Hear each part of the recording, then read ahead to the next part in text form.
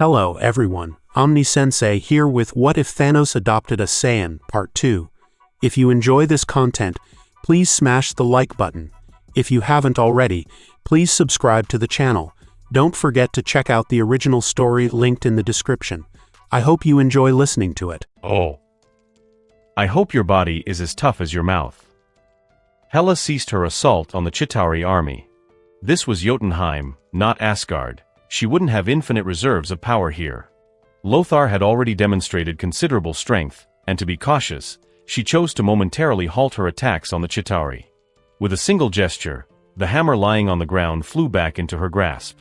Her lithe form leapt from the platform, and the divine power of the Aesir coursed through the hammer, surging straight toward Lothar, who stood below with his gaze fixed skyward. Clang! The deafening clash of metal sent ripples through the ground at Lothar's feet, kicking up dust and debris. Is this the full extent of your strength? Through the swirling dust, Lothar emerged, arms crossed in an X, having taken Hela's hammer strike head-on. In the other's astonished gaze, a rare hint of excitement crept onto Lothar's ever-stoic face. Even though the silver gauntlets covering his arms had shattered under Hela's blow. You're still far from enough. With a sudden thrust of his arms, an immense force erupted from Lothar, forcing Hela to stagger backward despite her grip on the hammer. He didn't let up. Lothar lunged forward in relentless pursuit. Every fiber of his being pulsed with raw, violent power as he relentlessly pressured Hela, who now wielded both her hammer and sword. Despite the absence of his broken silver armor, his bare arms showed no hesitation, unleashing a storm of attacks so fierce that even Hela struggled to adjust. Across the Nine Realms, she had never encountered a warrior like Lothar, someone who relied purely on physical prowess to overpower her in battle. Each weapon she materialized with her magic barely grazed Lothar, evaded by razor-thin margins. His battle instinct, seemingly innate, granted him an almost unfair advantage in close combat. Science, born for battle. What's the matter, daughter of Odin? Have you already given up?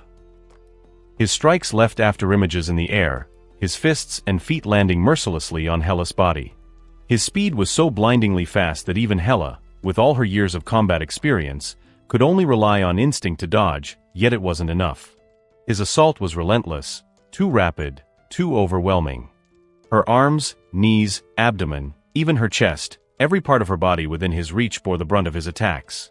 No, she gritted her teeth, suppressing the pain coursing through her body. I just find your punches incredibly weak. Taking a calculated risk, she momentarily opened her guard, summoning a volley of enormous blades and sending them hurtling toward Lothar to break his momentum. So weak that I don't even need to defend against them. Boom. A massive, three-pronged greatsword shattered into fragments as Lothar punched through it with a single blow. The shards of enchanted metal exploded like a deadly firework, slicing into his unarmored arms and even nicking Hela herself. Frigga, Asgard's greatest sorceress and Hela's mother, had personally crafted her battle armor, yet now it lay torn in places. Her exposed arms and thighs bore fresh, crimson wounds. It was impossible to tell whose blood stained the battlefield, Lothar's or Hela's. Is this your way of comforting yourself, weakling? Lothar sneered, unfazed by his own injuries. To him, these cuts didn't even count as wounds. Not that it matters. Call it a defeated dog's pitiful whimper or a weakling's last desperate struggle. Either way, this is your final chance to express yourself. His blood-stained right hand rose, and a defiant smirk curled at his lips, burning into Hela's vision. Daughter of Odin, cry for my strength. Cry, scream, and then, just die. With a savage grin, Lothar's legs tensed, and in an instant, he shot forward like a cannonball, aiming to close the distance between himself and Hela. You really love flattering yourself, don't you? Did Thanos teach you nothing but how to run your mouth?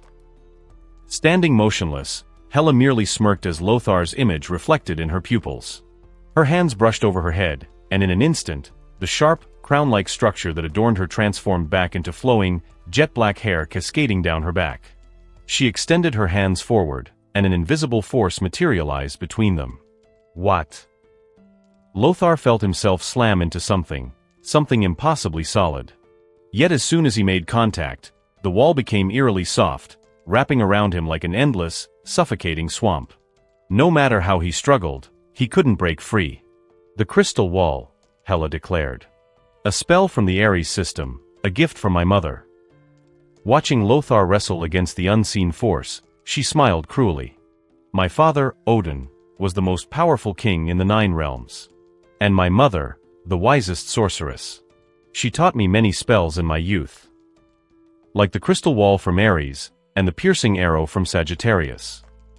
The wind howled, whipping Hela's dark hair as she mimicked the motion of drawing a bow. Black enchanted metal coalesced at her command, forming a bow, then shifting into a radiant gold as she infused it with her magic. Channeling the very essence of the elements, she conjured an arrow of pure energy and let it loose, straight into Lothar's exposed arm. SHNK. The arrow embedded itself deep into his flesh before detonating, sending searing agony rippling through every nerve in his body. Oh, and let's not forget the holy sword from Capricorn. Dying by this spell, you should consider it an honor. Casting 3 high-tier spells in succession, all while nursing internal injuries from Lothar's relentless assault, left Hela struggling to maintain composure. But she clenched her teeth and endured, refusing to show weakness before him. A dazzling golden glow coalesced above Lothar, an enormous blade materializing at his crown. The Judgment Sword of Capricorn. Prince Lothar. The other, who had been watching the battle in stunned silence, finally snapped to attention and rushed forward, brandishing his staff. But it was too late. Pay the price for your arrogance and ignorance, in the name of Hela, Odin's daughter. A tempest of raw energy swept across the battlefield as the enormous golden sword descended, poised to cleave Lothar in two. Thump. Thump. Thump. The pain from the explosive arrows sent Lothar's heart pounding, his breath ragged. Yet, as he stared at the sword bearing down upon him, there wasn't a shred of fear in his expression, only exhilaration. His body craved battle. It hungered for the breakthrough that lay on the brink of life and death. Every cell in his body trembled with excitement, surging with newfound power. The magic burning in his arms was forcibly expelled by his rising energy, and the crystal wall binding him shattered into glimmering motes of dust. Ah! With a roar that shook the heavens, Lothar's body pulsed with explosive energy. He bent his knees, his muscles tensed, veins bulging visibly under his skin. Throwing his head back, he let loose a thunderous battle cry that echoed across the blood-soaked plains. Vanish, Hela, Odin's daughter. His energy erupted like a storm. With a single bound, he soared upward and met the Judgment Sword head-on, and with one devastating punch, he shattered it into oblivion. The massive enchanted sword shattered under the sheer force of power, and for the first time, a flicker of disbelief flashed through Hela's eyes. From the moment she had stepped onto the battlefield, no one had ever survived her combination of magical strikes. Yet now, Lothar had done just that. Her long, jet-black hair billowed wildly in the raging wind, but her composure was far less graceful than her appearance suggested. The 3 high-tier forbidden spells had nearly drained her completely. Since her rise to prominence, she had seldom relied on magic. More often than not, her overwhelming physical strength was enough to dominate her enemies. Hela, with her ability to conjure an endless arsenal of weapons at will, was a living catastrophe in large-scale warfare. Because of this, her training as she grew older had focused more on awakening her divine heritage and tapping into the inherent godly power of the Aesir. She had never delved too deeply into the magic her mother had once taught her. You've lost, Hela, Odin's daughter. Descending from the sky, Lothar landed before Hela, his fist still emanating the residual force of the blow that had turned the tide. Behind him, fragments of golden light scattered across the battlefield.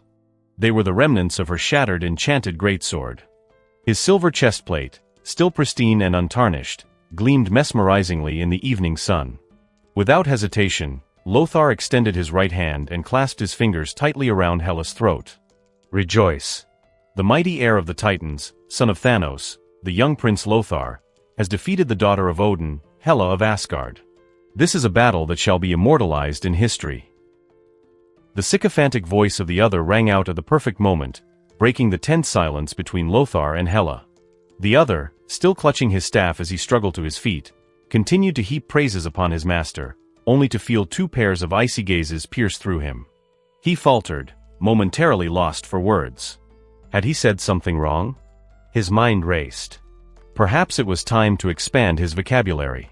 Repeating rejoice over and over did seem rather lacking in sophistication. Do you always live in such an endless stream of flattery? Hela asked, her voice devoid of fear despite Lothar's grip tightening around her throat. Instead, she seemed intrigued by the other's relentless adulation. Though ostentatious, such unwavering praise had its own peculiar charm once one got used to it. You don't seem to understand your situation. Lothar ignored the other, whose staff was still raised in an exaggerated posture of reverence, and instead returned his cold, unyielding gaze to Hela. His fingers tightened, and a flicker of pain crossed her face. Lothar. That is your name, isn't it? Her breath grew labored under the pressure. Now I am certain, Thanos never taught you how to deal with an Asgardian sorcerer.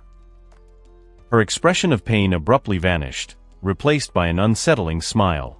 Lothar frowned, but before he could decipher her meaning, his instinct screamed at him to move. A flurry of enchanted weapons whistled past him, missing by mere inches. The Hela before him had already transformed into a lifeless, punctured effigy. The blades had skewered the decoy's limbs, pinning its deflated remains to the blood-stained battlefield. Asgardian substitute magic is far from the cheap trickery of lesser sorcery. It is flawless.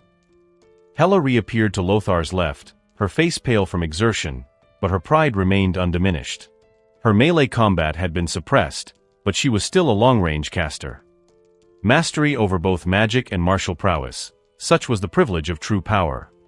Now free, Hela stood tall once more. The other, who had just finished his excessive praises, abandoned his plan to approach Lothar. Instead, he silently blended into what remained of the Chitauri forces, choosing to observe from a safe distance. Trivial tricks. Lothar spared a brief glance at the ruined decoy, a trace of disdain flickering in his gaze. Against absolute power, such theatrics were nothing but paper tigers. How many more of these spells can your body endure? He saw through her condition immediately. Enough to last until you collapse. Hela smirked, undeterred despite her weakened state. She was convinced Lothar was in far worse shape. His arms bore the wounds of enchanted arrows, his internal organs had been crushed by the crystal wall, and he had just thrown a direct punch against the holy sword of judgment. She refused to believe he remained unscathed. I admire your confidence. The enemies I faced before, they all crawled at my feet when they reached this point, begging for mercy. Lothar's gaze darkened as he strode toward her. At 7 years old, he had survived a blade to the gut. Compared to that, this was nothing. As long as he was alive, he wasn't concerned. Worst case, he'd return to his worship and soak in the fountain of life. Problem solved. Is that so? That's quite the coincidence. I've slain many like you on the battlefield, arrogant fools who thought victory was theirs. With a flick of her wrist, dozens of weapons materialized around her, their tips all aimed at Lothar. Her wounds were of little consequence. A mere 2 days in Asgard's divine realm would restore her, perhaps even strengthen her further. Fight. Fight. Fight. The other, ever the opportunist, firmly aligned himself with Lothar once more. His azure staff pulsed faintly as he prepared to manipulate a squad of Chitauri warriors for a sneak attack. Then suddenly, he felt cold. No, that wasn't right. How could this battlefield, a place of scorched earth, be so? Before he could finish his thought, ice enveloped him. Along with the Chitauri around him, the other was instantly frozen, transformed into a lifeless statue in the sunset's glow. The descending sun cast a kaleidoscope of light across the countless ice crystals. Hela Odin's daughter, daughter of Odin. If I kill you, I imagine Laufey will be quite pleased. Silhouetted against the blood-red sky, an army of towering, blue-skinned figures emerged from the horizon. The frost giants had arrived. They had responded to their outpost's distress call, albeit too late. Their forces had already been decimated. But in the aftermath, they had found something far more valuable, a wounded, isolated daughter of Odin. As for the tailed monkey beside her, they neither recognized nor cared about him. They would simply kill them both and be done with it. The vast plains grew increasingly tense with the arrival of the frost giant army. Countless ice spears danced through the sky, reflecting the mesmerizing hues of the setting sun as they streaked toward their intended targets, Hela, daughter of Odin, and Lothar, son of Thanos. Why don't you surrender quietly? That way, at least your death will be somewhat dignified. I doubt Odin would want to see his daughter torn limb from limb. Wielding a massive frost axe, Malnor advanced steadily, leading his troops in tightening the encirclement around their prey. And you, though I don't know who you are, I'll acknowledge that you've done us a favor. As a merciful gesture, I'll grant you the opportunity to end your own life. Satisfied. Mjalna pointed his sharp axe blade at Lothar, but before he could finish speaking, the latter shattered an incoming ice spear with a single punch, unfazed. I don't like people pointing weapons at me. As he landed and stood upright, Lothar shook the frost from his hands, his words laced with an unmistakable killing intent. They're not on the same side. Summoning a shield to block incoming projectiles, Hela furrowed her brows as she observed Lothar, who was also within the frost giant's attack range.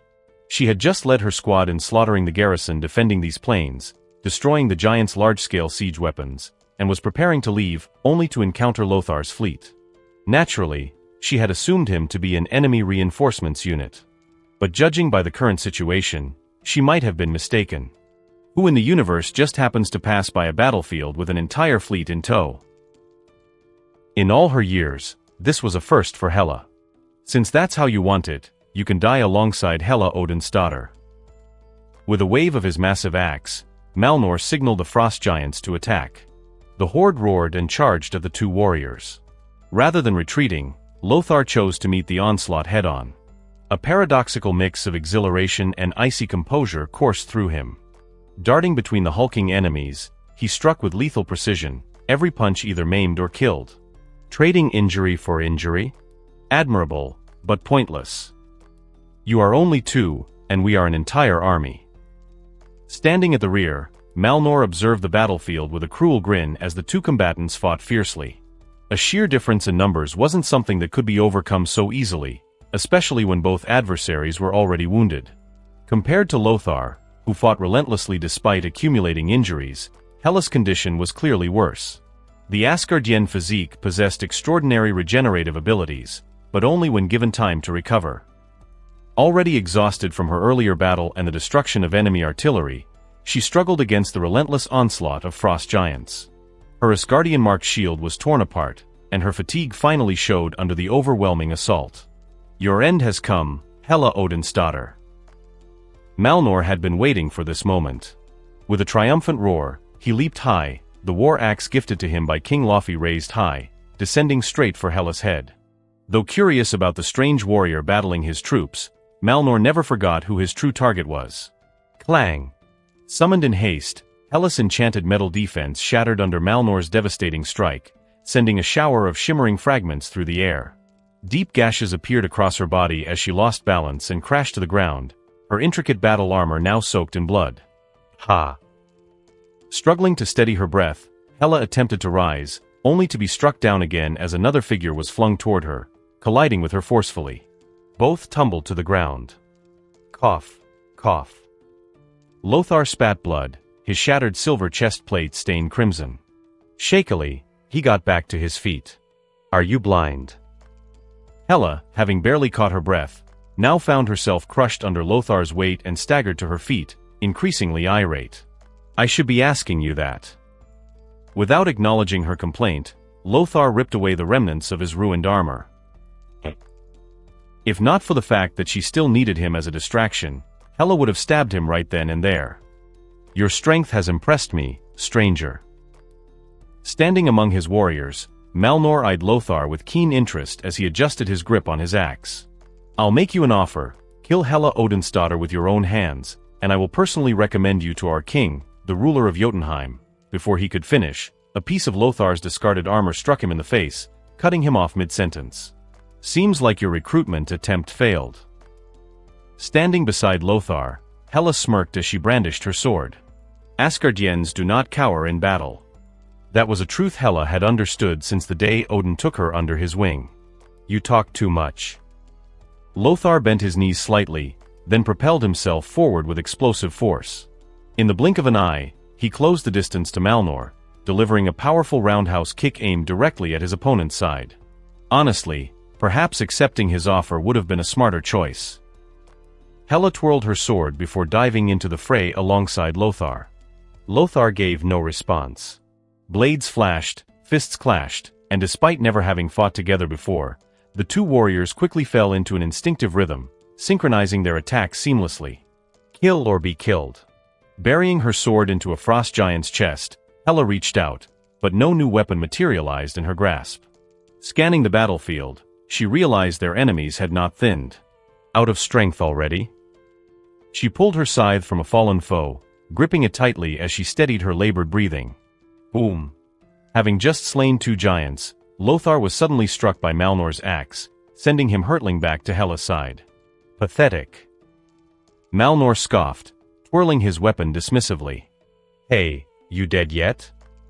Hela nudged Lothar's side with her boot. Not even close.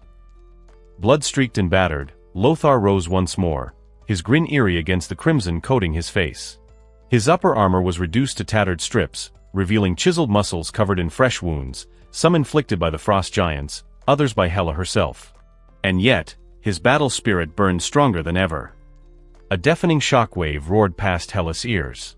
Lothar, his upper body bare, once again lunged forward with relentless fury toward the frost giant at the forefront, Malnor. Thanos' son, just what kind of monster is he?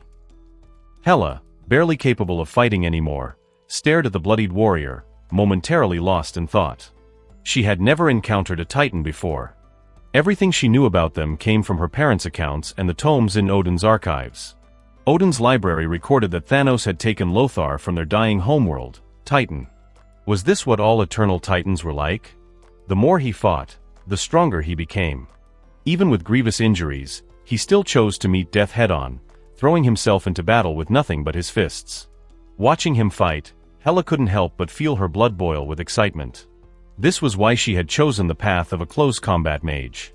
She lived for that visceral, bone-shaking thrill of melee combat. Once she had experienced it, there was no turning back. You bastard, when the hell are you going to stay down? Malnor, barely deflecting Lothar's strike with his massive battle axe, felt a shiver of fear creeping up his spine. What was this man? Even Laufey, his king, wouldn't be able to fight an entire army single-handedly while gravely wounded. Yet, Lothar had done just that. His battered body wasn't a hindrance, it was a catalyst, fueling his growth into something even more terrifying. We're just getting started. With a powerful leap, Lothar narrowly evaded a barrage of frost magic. His thumb wiped away the blood trickling from his lips, and he flashed a grin, wild, fearless, and exultant. It had been far too long since anyone had pushed him to the brink like this. So long, in fact, that he had nearly forgotten the intoxicating thrill of a true battle to the death. Slaughtering Centaurian traitors? Killing the Chitauri king? Eliminating targets from the decapitation directive? None of it had ever challenged him like this. His wounds should have weakened him. Instead, they ignited something primal. Born for battle. Strengthened by battle.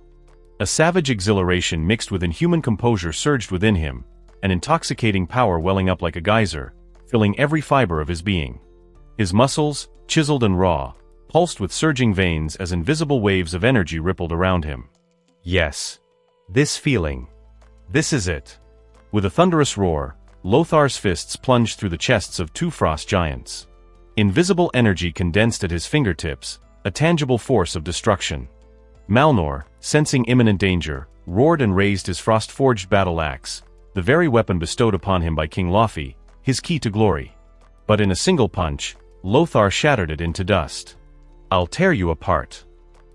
Weaponless and seething with rage, Malnor charged at Lothar, abandoning all thought of strategy. Even Hela, still fighting off the remaining frost giants, was momentarily forgotten. Lothar's existence filled him with an overwhelming dread. A foe like this needed to die. The swarm of frost giants converged, drowning Lothar in a sea of towering blue figures. Meanwhile, Hela, wielding Mjolnir, struggled against the relentless assault. She glanced back but could no longer see him. A shame, Thanos' son. Shaking her head, she acknowledged Lothar's strength, but in the end, he was no Thanos, just as she was no Odin. The universe had many prodigies, but few ever grew into true powerhouses. Most, like Lothar, were swallowed by fate before they could reach their peak. And at this moment, she too teetered on the brink of defeat. What the hell is Heimdall waiting for? Swinging Mjolnir, she crushed several frost giants into dust, then instinctively looked skyward, only to be blasted off her feet by an unseen shockwave. Dazed, She turned toward the source of the disturbance. Then she heard it. Ah! A thunderous roar shattered the heavens, twisting the winds into a raging vortex. Countless frost giant corpses were hurled into the sky as a single figure emerged from the carnage, reflected vividly in Hela's widening eyes. He's still alive. She stared in disbelief as Lothar rose, having obliterated dozens of frost giants in a single surge of power. Impossible. Malnor's composure shattered. He had led armies for years, but he had never seen a being with such tenacious vitality. Not only was Lothar still standing after what should have been certain death, he was getting stronger. What kind of logic was that? Lothar stepped forward, crushing a frozen corpse beneath his heel, his gaze locking onto the panicked Malnor. His icy stare carried a murderous intent so intense it sent shivers down Malnor's spine. Your axe should have struck my head, not my body. Something within Lothar had changed. Breaking past his limits once again, his power surged exponentially. For the briefest moment, a faint golden aura flickered around him, reminiscent of when he was 7 years old. An overwhelming force filled his every cell. But it was fleeting. As the thrill of battle overtook his rage, the golden light, and the slight tint to his hair, vanished. Still, even without fully stabilizing that mysterious golden power, his newfound strength was more than enough. For this army. For this war. For all of them. You, what the hell are you? Malnor's voice trembled. Me. A smirk crossed Lothar's lips. Just a passerby. Before Malnor could react, Lothar appeared before him, his speed beyond comprehension. By the time Malnor realized what had happened, he was already on the ground, crushed beneath Lothar's boot. The afterimages left by his sheer velocity only now began to fade. Laufey will never let you go. I swear, you'll die a horrible death. Malnor roared, struggling against the weight of Lothar's foot pressing into his chest, agony racking every nerve in his body. Lothar's voice was as cold as the void. Disappear. Those were the last words Malnor ever heard. With a single devastating stomp, Lothar shattered his chest, snuffing out his life instantly. Now then. With a detached expression, Lothar turned toward the remaining frost giant army. Flexing his fingers, he surged forward, straight into their ranks. Screams and blood intertwined, painting a gruesome symphony over the battlefield. Hela, still gripping Mjolnir, bore witness to the carnage. One man. Annihilating an entire army. Drip. Drip. Blood trickled from fingertips, pooling onto the desolate battlefield, forming crimson puddles akin to spilled Bloody Marys, assuming anyone would dare to drink them. Standing atop the last fallen frost giant, Lothar flicked the blood from his hand before turning his gaze toward Hela, who stood gripping a massive iron hammer. The residual killing intent in his eyes made her instinctively raise Mjolnir, adopting a defensive stance. They were not trusted allies, only temporary partners brought together by a common enemy. Now that the frost giants had been vanquished, their unspoken truce was at an end. How much longer can you hold out? Lothar regarded her with interest. In all his battles, Hela was the only woman whose combat strength rivaled his own. From what he could gauge, she was even stronger than Proxima Midnight, the only female among Thanos' Black Order. Why don't you take a guess? Hela tightened her grip on Mjolnir, silently gathering what little energy she had left. Odin's enchantments on the hammer were her trump card, one she would only reveal at the last moment. And then there was Heimdall. Summoning Mjolnir's power, Hela once again attempted to contact Odin's ever-loyal sentry. Thunder cracked across the blood-stained sky, and for the first time in a long while, she smiled. Though she didn't know why Heimdall hadn't responded earlier, now, you will pay the ultimate price for your arrogance, Heimdall. The furious roar from within the Bifrost made Hela's smile vanish. Before it could fully activate, tendrils of dark energy surged forth, sealing it shut once more. Whoever had confronted Heimdall had been powerful enough to halt the bridge's activation. Dark Elves. Hela, who had once battled against the elves in Vanaheim, instantly recognized the voice. Malekith, the new ruler of the Dark Elves, an ambitious king whose forces had long been a thorn in Asgard's conquests. But impossible. How had Malekith slipped past Odin's watchful eye and infiltrated Asgard? The realm was in a state of wartime vigilance, its defenses tighter than ever. Not even the Bifrost should have been accessible. Unless there was a traitor within Asgard. And unless her father, Odin, was away, waging war beyond the realm. It was the only explanation. Hela's expression darkened. And when she saw Lothar approaching her, step by step, it grew even darker. Looks like you're out of options. Lothar flexed his wrist as he closed in. Before Hela could react, his hand shot out, seizing her throat in an iron grip. Thud. A sudden force struck Lothar, sending him crashing into Hela. The two tumbled across the ground, rolling several times before coming to a stop. Who's there? Using Hela as a makeshift cushion, Lothar sprang to his feet, his sharp gaze scanning the empty battlefield. The countless corpses that had littered the plains vanished under the setting sun. In their place, glacial blue ice spread rapidly across the ground, refracting light like a hall of mirrors. At its center, a figure sat upon a throne of frost. The icy apparition stood in stark contrast to the blood-red horizon, creating an eerie yet majestic sight of fire and ice intertwined. This is a warning. Stay out of matters that don't concern you, son of Thanos. The seated figure opened his eyes, his regal gaze piercing through space itself to lock onto Lothar. Out of respect for your father, I will overlook your actions. Leave now, return to your world. With those words, the apparition, and with it, all traces of the fallen frost giants, vanished. A warning. Lothar narrowed his eyes, staring into the crimson sky. The king of the frost giants, Laufey. Hela, now standing, wiped the blood from her face, the same blood that had smeared onto her when Lothar had used her as a landing cushion. Oh, so that was Laufey. Lothar recalled the last frost giant he had crushed underfoot, one who, in his final moments, had promised that Laufey would avenge him. But now, the Laufey he had been warned about, seemed far less impressive than expected. Come with me. Lothar's command was absolute. Hela, who had never been ordered by anyone but Odin, immediately resisted, but resistance was futile. Her injuries prevented her from escaping Lothar's grasp. Without effort, he hoisted her onto his shoulder and strode toward his ship. Welcome back, Prince Lothar.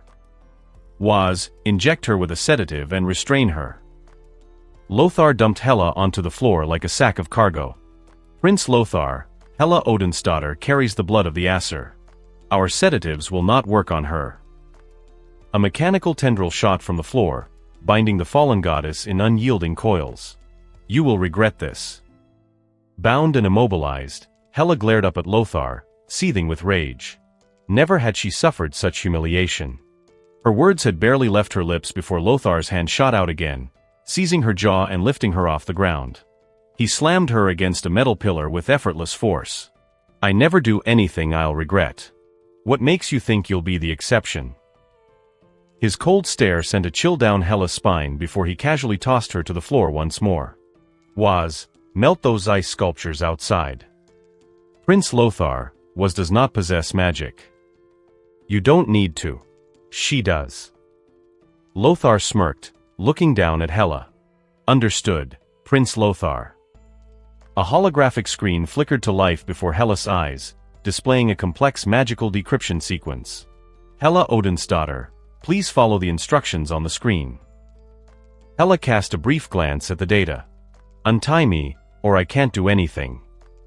Just recite the incantation and channel your magic into your hands. I'll handle the rest. In an instant, 8 mechanical arms emerged, sealing her within a containment unit, without even bothering to ask for her consent. Once the ice is cleared, locate Laufey's position. With that final command, Lothar stepped into his own rejuvenation chamber, preparing for the next phase of battle. Hela Odin's daughter, I suggest you cooperate. Otherwise, there is an 80% probability that will initiate disciplinary measures against you. On the massive warship, a holographic projection of a blue, raccoon-like robotic cat hovered in front of Hela, who was tightly restrained within a magical containment field. 8 mechanical arms held her firmly in place as the projection delivered its warning, its adorably round face at odds with the stern message it conveyed. I'm more curious about the remaining 20%. Hela, deprived of her freedom, gazed down at the tiny-legged robot that barely reached her waist. Her voice was soft but carried an unmistakable depth. The remaining 20% involves dressing you up as a sandbag and placing you in the gravity training chamber for Prince Lothar to use as a sparring partner. Waz lifted its round, stubby hand, reading from a glowing screen with an almost bureaucratic monotony. Waz has activated Prince Lothar's rapid healing protocol. He will emerge from the nutrient chamber in 20 minutes. You would do well to think carefully. Stowing away the screen, Waz blinked its large eyes at Hella's impassive face before adding, Prince Lothar is extremely fierce. If he gets angry, it will be too late for you to reconsider. Are you really just an AI? Hella ignored the warning, instead scrutinizing Waz with interest. The holographic feline had appeared the moment she repeatedly refused to cooperate. The way it spoke, the way it reacted, none of it seemed like the behavior of a mere artificial intelligence. To Hella, it was indistinguishable from an actual living being. A machine with this level of autonomy, and it was content serving on a warship? What a waste of potential. Waz is a domestic robotic assistant designed by Lord Thanos, modeled after the Dora Star home service units. My primary function is to manage Prince Lothar's daily needs while he is away from home. Waz puffed out its chest with pride as it clambered onto the control console, its round face brimming with self-satisfaction. So, Hella Odin's-daughter, you now have 17 minutes left to decide. Unmoved by the attempted distraction, Waz waved its chubby hands across the console, still focused on locating the Frost Giant King, Laufey. As the undisputed ruler of Jotunheim, Laufey had not completely erased his presence from the universe. Waz quickly found relevant data on Jotunheim and its king within Ebony Maw's archives. Without precise coordinates, you won't be able to set foot in Jotunheim, Hella interjected, asserting her value. Watching the robotic cat genuinely attempt to pinpoint Laufey's location, she suddenly reconsidered her stance. Unless Jotunheim willingly reveals its position, you will never breach its royal palace without the exact coordinates. Her demeanor shifted, and she readily supplied the precise location, drawing from her past visits alongside Odin. More than that, she no longer resisted providing the necessary magical energy to unseal the Chitauri forces. The magic that had barely begun to replenish within her was once again drained by the containment field under Waz's control. The ship's simulated magical circuits flared to life as Hella's energy surged through them, amplifying the effect and unleashing a shockwave that reverberated through the ranks of frozen Chitauri soldiers. Before their very eyes, the ice encrusting the Chitauri warriors melted away at an accelerated pace. Soldiers who had been trapped for so long finally reclaimed their freedom. By the time Lothar emerged from the nutrient chamber, the other was pacing back and forth in front of the now-bound Hella, his brown robes fluttering as he murmured self-importantly. From the way he carried himself, it was clear he was relishing the moment. Target located, Frost Giant King Laufey. Waz's voice rang out. The other shuddered at the sound, immediately spinning around. His gaze landed upon Lothar, who had donned a sleek black combat suit, his presence radiating power. Prince Lothar, the other quickly bowed, his previous smugness vanishing under Hella's scornful, dead-eyed stare. Lothar gave the other a cursory glance before shifting his attention to Waz, whose hands were rapidly navigating the control console. His voice was steady. Did you find it, Waz? Prince Lothar, according to Ebony Maw's archives, the Frost Giant King Laufey is exceptionally formidable, especially within Jotunheim's royal palace, where he can unleash his full power. Based on our analysis, it is not advisable for you to go there now. Laufey is not my target. Seated upon the command chair, Lothar dismissed Waz's concerns. As he had stated, his objective was not Laufey, it was the artifact in Laufey's possession, the Casket of Ancient Winters. He did not know Laufey personally, but he had encountered the name in Ebony Maw's records.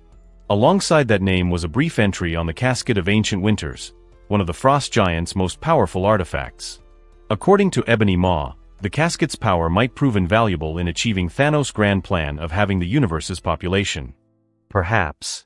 Thanos had yet to act upon it, preoccupied with solidifying control over the Centauri system while the Nine Realms remained embroiled in Odin's relentless wars.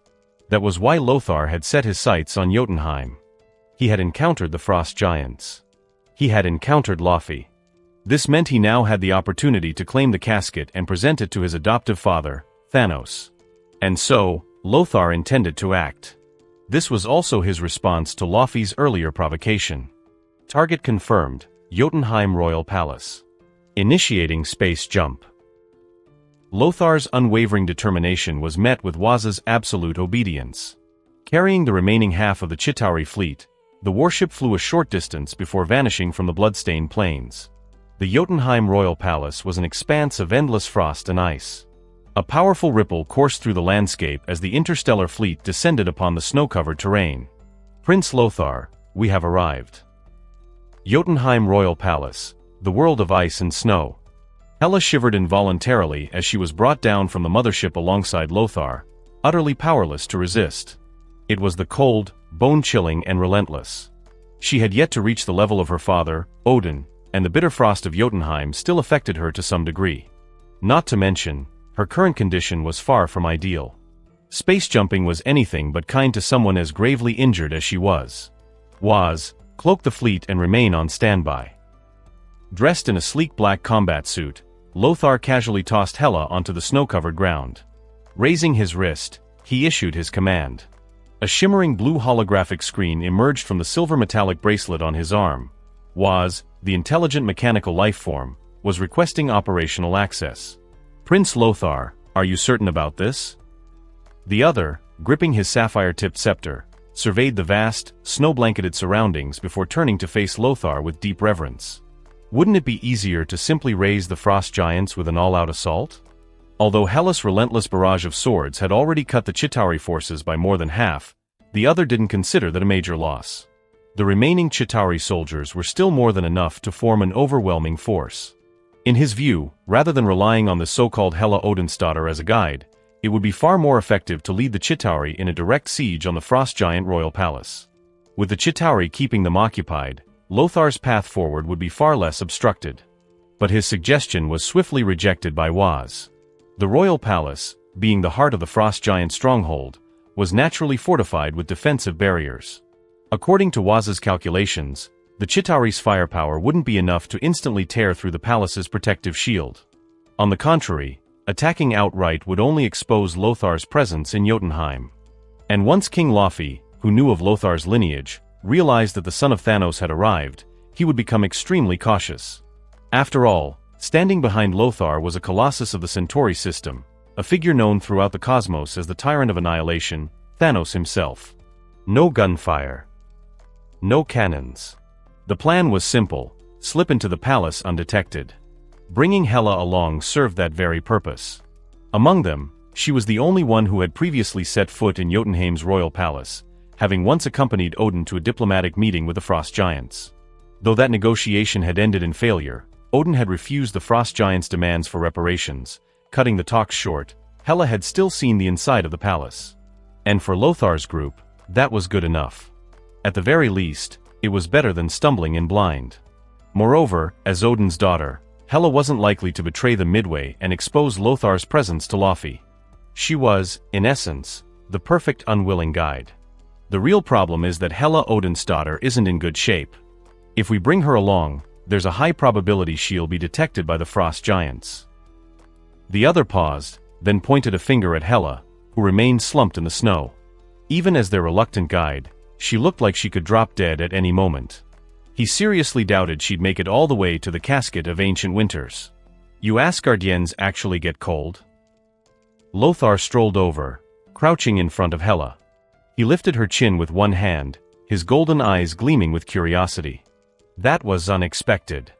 A race that sought to conquer the Nine Realms shouldn't be so easily affected by something as trivial as temperature. Shut up. Suppressing the unbearable chill, Hela shot him an icy glare. Even wrapped in that loose-fitting combat suit, Lothar showed no sign of discomfort in Jotunheim's freezing climate. She made up her mind, once she returned to Asgard, she would intensify her training. The proud princess of Asgard would never allow herself to be weaker than anyone, save for Odin himself. Prince Lothar, Hela Odinsdatter's injuries are severe. I recommend administering a suppressive injection. The blue light from Waz's holographic display cast data across Lothar's vision as it scanned Hela's vitals. Based on Waz's calculations, a healthy Hela wouldn't have much difficulty on Jotunheim. At worst, she'd just need an extra coat to fend off the cold. What are you doing? Hela tensed as Lothar produced an injection device. A surge of instinctual wariness shot through her. Just giving you a shot. He spun the silver injector between his fingers before pressing it against her neck. Hela flinched but couldn't move. The moment he withdrew the device, she collapsed onto the snow.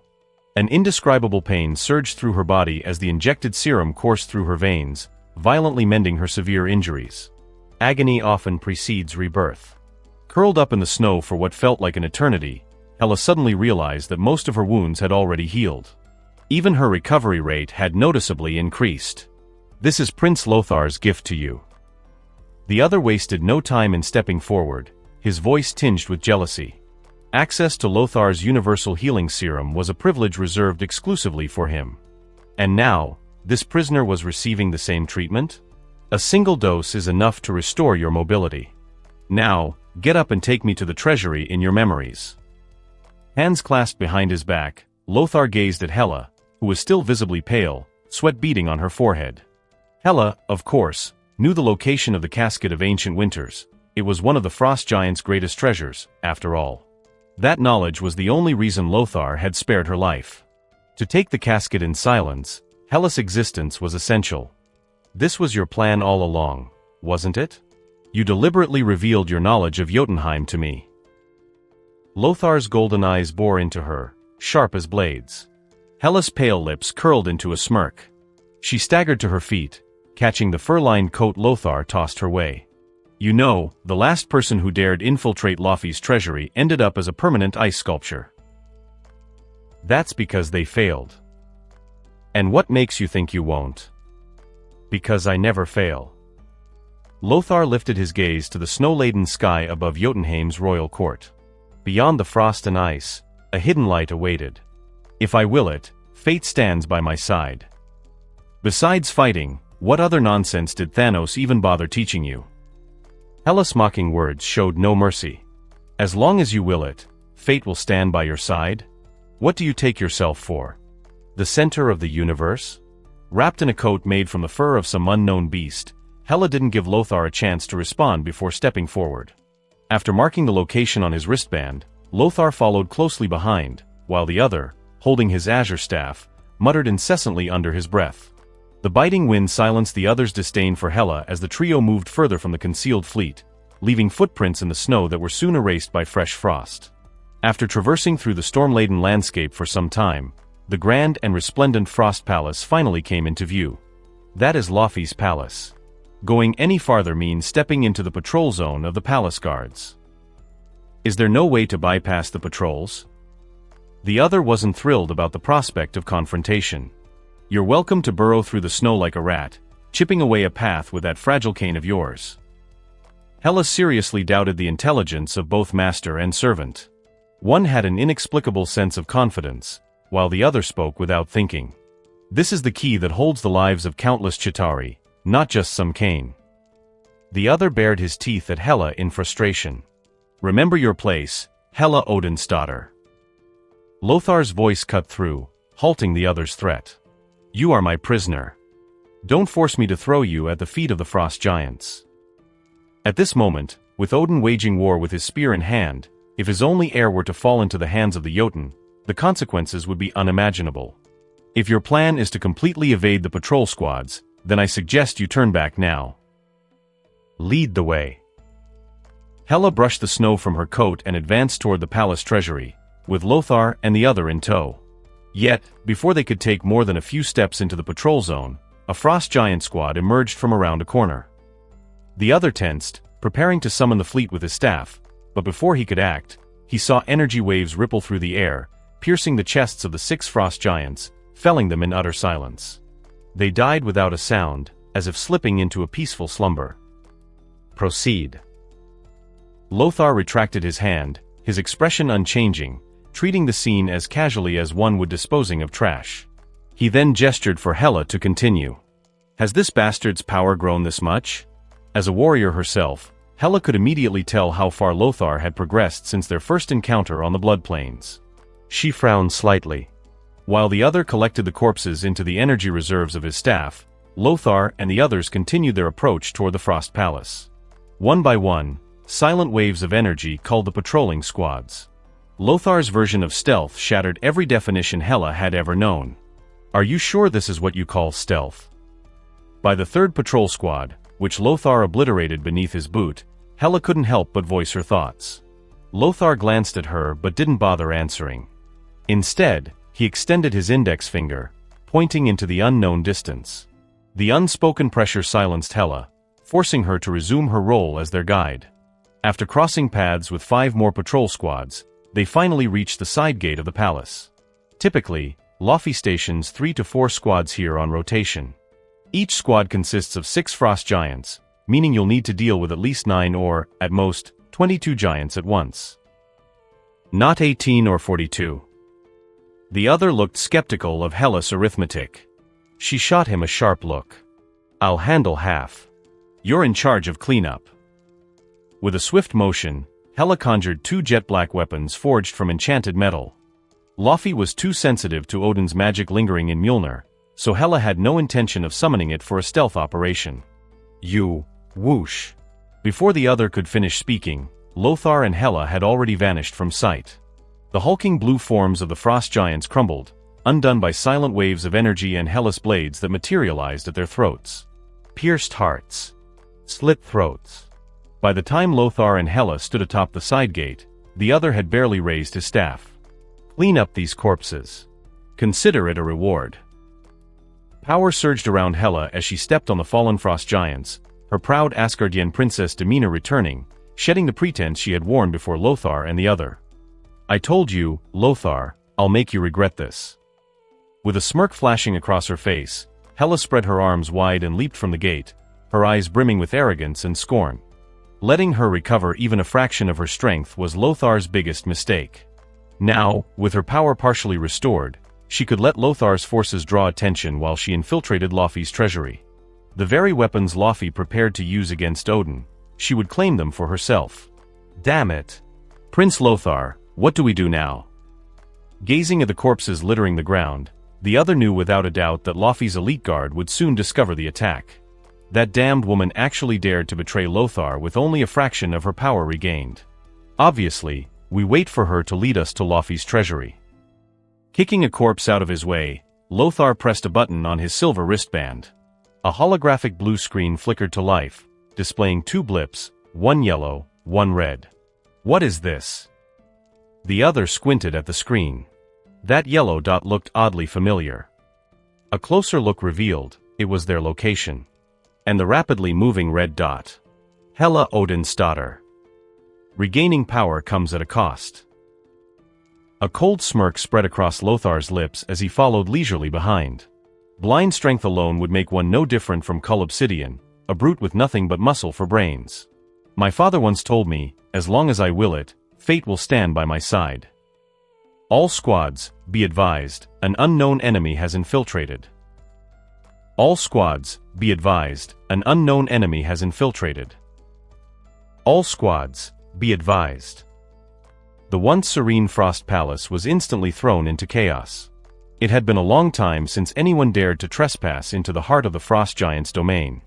The last fool who attempted such a feat had his corpse turned into an ice sculpture, still standing as a grim warning near the execution platform outside the palace. Interesting. Where did this rat come from? Within the grand and majestic Ice Crystal Hall, King Luffy sat upon his throne, listening to his subordinates' reports. Yet, rather than anger, amusement flickered in his cold eyes. Ever since his infamous clash with Odin on the battlefield of the Nine Realms, Luffy had rarely encountered outsiders foolish enough to sneak into his domain. His reputation, forged through war, had seen to that. A commendable display of courage. But that is all. Regardless of the intruder's intent, Luffy could at least respect their audacity. Handle this yourselves, he instructed dismissively. Luffy had more pressing concerns.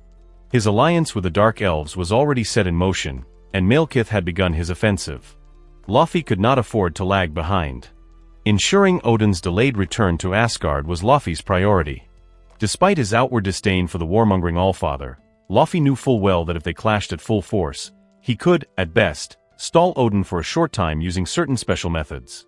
His real hope lay in the Dark Elves, who, with inside assistance, had already launched an assault on Asgard.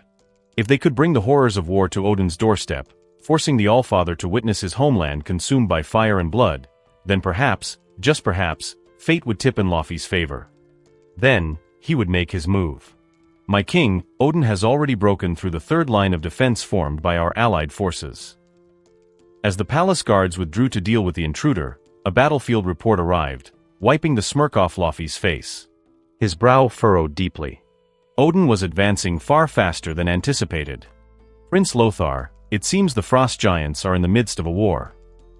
In a secluded section of the Frost Palace, the other planted the butt of his scepter against the chest of a fallen guard. His mind replayed the fragmented conversations he'd overheard from the 4 waves of security forces they'd encountered so far. His eyes gleamed with curiosity as he turned toward Lothar. The prince leaned casually against an icy pillar, watching a glowing screen before him. He made no effort to hide his presence. That has nothing to do with us. Confirming that the red markers on the screen were now a safe distance away, Lothar resumed his advance toward his objective. The other followed closely behind, ensuring that no evidence remained of their passage. As Lothar had said, this war was not their concern. They had only one goal: retrieve what they came for and vanish. Elsewhere, due to her hazy recollections, Hela had unknowingly followed Lothar's trail. After circling through several corridors, she finally arrived at the perimeter of Laufey's treasure vault. The heavy guard presence prompted her to instinctively conceal herself behind a pillar, carefully observing the patrol patterns of the sentries. Compared to 3 years ago, the security had lessened somewhat. Once she memorized their movements, Hela raised a hand. Instantly, a barrage of weapons materialized behind her, launching like a storm of arrows toward the guards at the vault entrance. Wah! The newly rotated guards barely had time to react before they were impaled, their bodies crumpling to the icy ground. It seems my strength has indeed increased. Dressed in her signature black battle attire, Hela stepped over a fallen frost giant, flexing her wrist thoughtfully. Destruction and rebirth, there was truth to that philosophy. If only she were in Asgard. There, her connection to the realm would allow her to grow even stronger. Now then, Laufey's vault belongs to me. Using the frost giant corpses as leverage, Hela shoved open the massive doors. Unlike Odin's treasure hall, Laufey's vault had a distinct layout. Inside, she found a cloak woven by wind giants, said to allow even the colossal frost giants to soar freely upon the gales. A massive battle axe crafted by the mountain giants also stood on display. Rumor had it that Laufey had commissioned it as a replica of Odin's Mjolnir, attempting to harness its boundless power. Yet, Laufey had never wielded it in battle, leaving its true might uncertain. Unlike Odin, who hoarded war spoils, Laufey's collection largely consisted of relics from the Jotunheim giants' long history, testaments to their ambition. Mediocre trinkets. Her gaze swept across the artifacts, unimpressed. Where's the casket of ancient winters? A sense of unease settled in her mind. Laufey's treasure vault felt lacking. For a king of his stature, the collection was pitiful. Laufey had unified all of Jotunheim's clans. His hoard should reflect that power. Then, tap, tap, tap. The sharp sound of boots echoed through the chamber, sending a chill down Hela's spine. She had accounted for the guard's shift changes. No one should be here at this moment. 2 figures emerged from the shadows. One was clad in a loose black combat uniform, a silver metallic bracelet adorning his wrist, Lothar. The other was the Chitauri commander, leering at her. Lothar. Recognizing him, Hela narrowed her eyes, her voice a low growl. Impossible. How did you find this place? She had even discarded her fur cloak to cover her tracks. This is fate.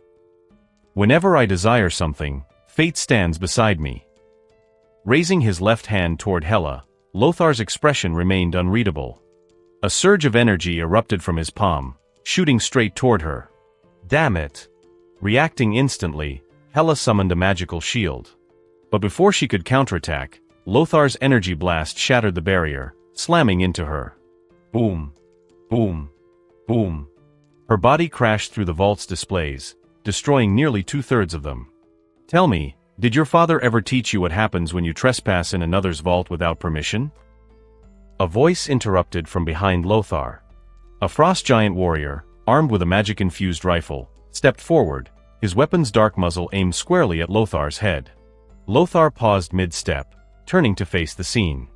Under the frost giant's foot lay the other, his face contorted in agony. Lothar exhaled, his expression unchanging. I hate when people point weapons at my head. Raising his right hand, he placed a single finger against the gun's barrel, his face devoid of emotion. What did you just say? The frost giant clad in snow-white armor arched an eyebrow in utter disbelief. His fingers tensed on the trigger, and under his control, the pitch-black barrel of his firearm edged forward slightly. In the century since he had become the guardian of the treasury, never once had he encountered an intruder as brazen as the Mun before him. Do you even realize what you're doing? Aegon stared at Lothar, a mocking glint in his eyes, before squeezing the trigger. A reckless whelp who didn't know his place wasn't worth wasting words on. This was the treasure vault of Laufey, the greatest king in the history of the frost giant race. And yet, Lothar's attitude made it seem as if he were belittling not only him but also Laufey and the entire frost giant lineage. Bang! The gun barrel shattered.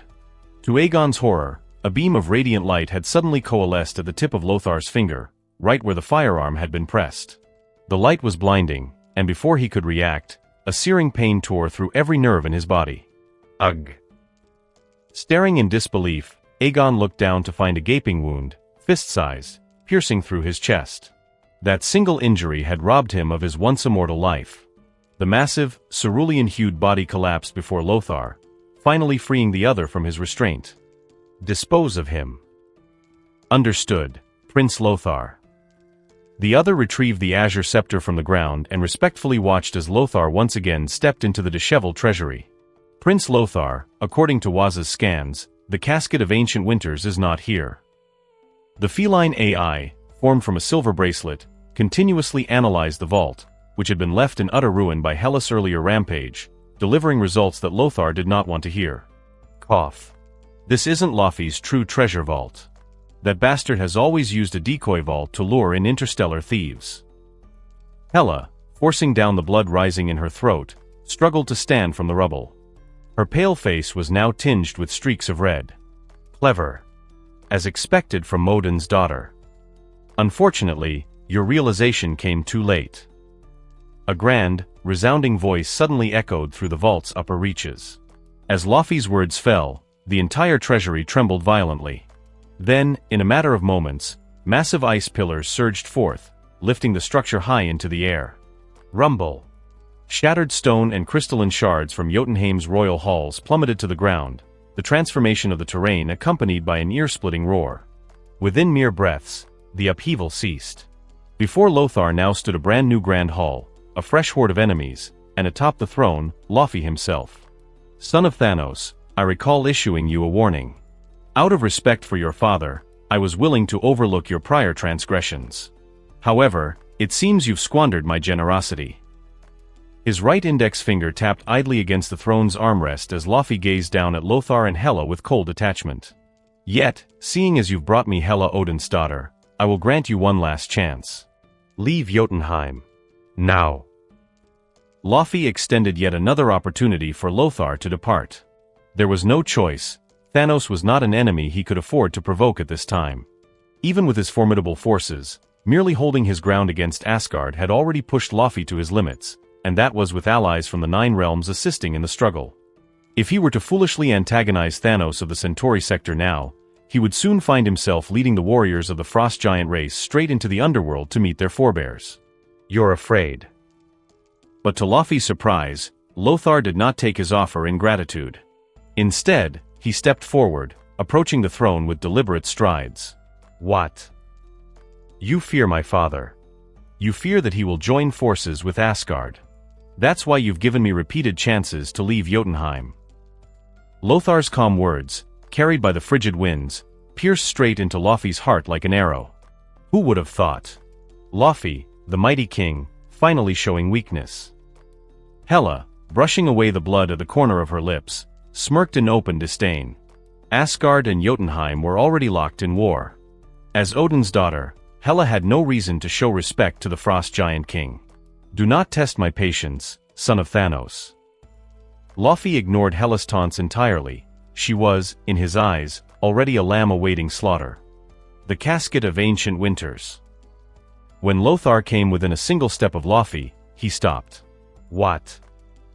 I said, I want the casket of ancient winters in your possession. Having finally found an artifact mentioned in Ebony Maw's archives, Lothar had no intention of letting it slip through his fingers. Laufey remained silent. His guards glared at Lothar with unbridled fury, yet Laufey rose from his throne. He knew that had he not commanded them to stand down, Lothar would have already been torn to pieces by their wrath.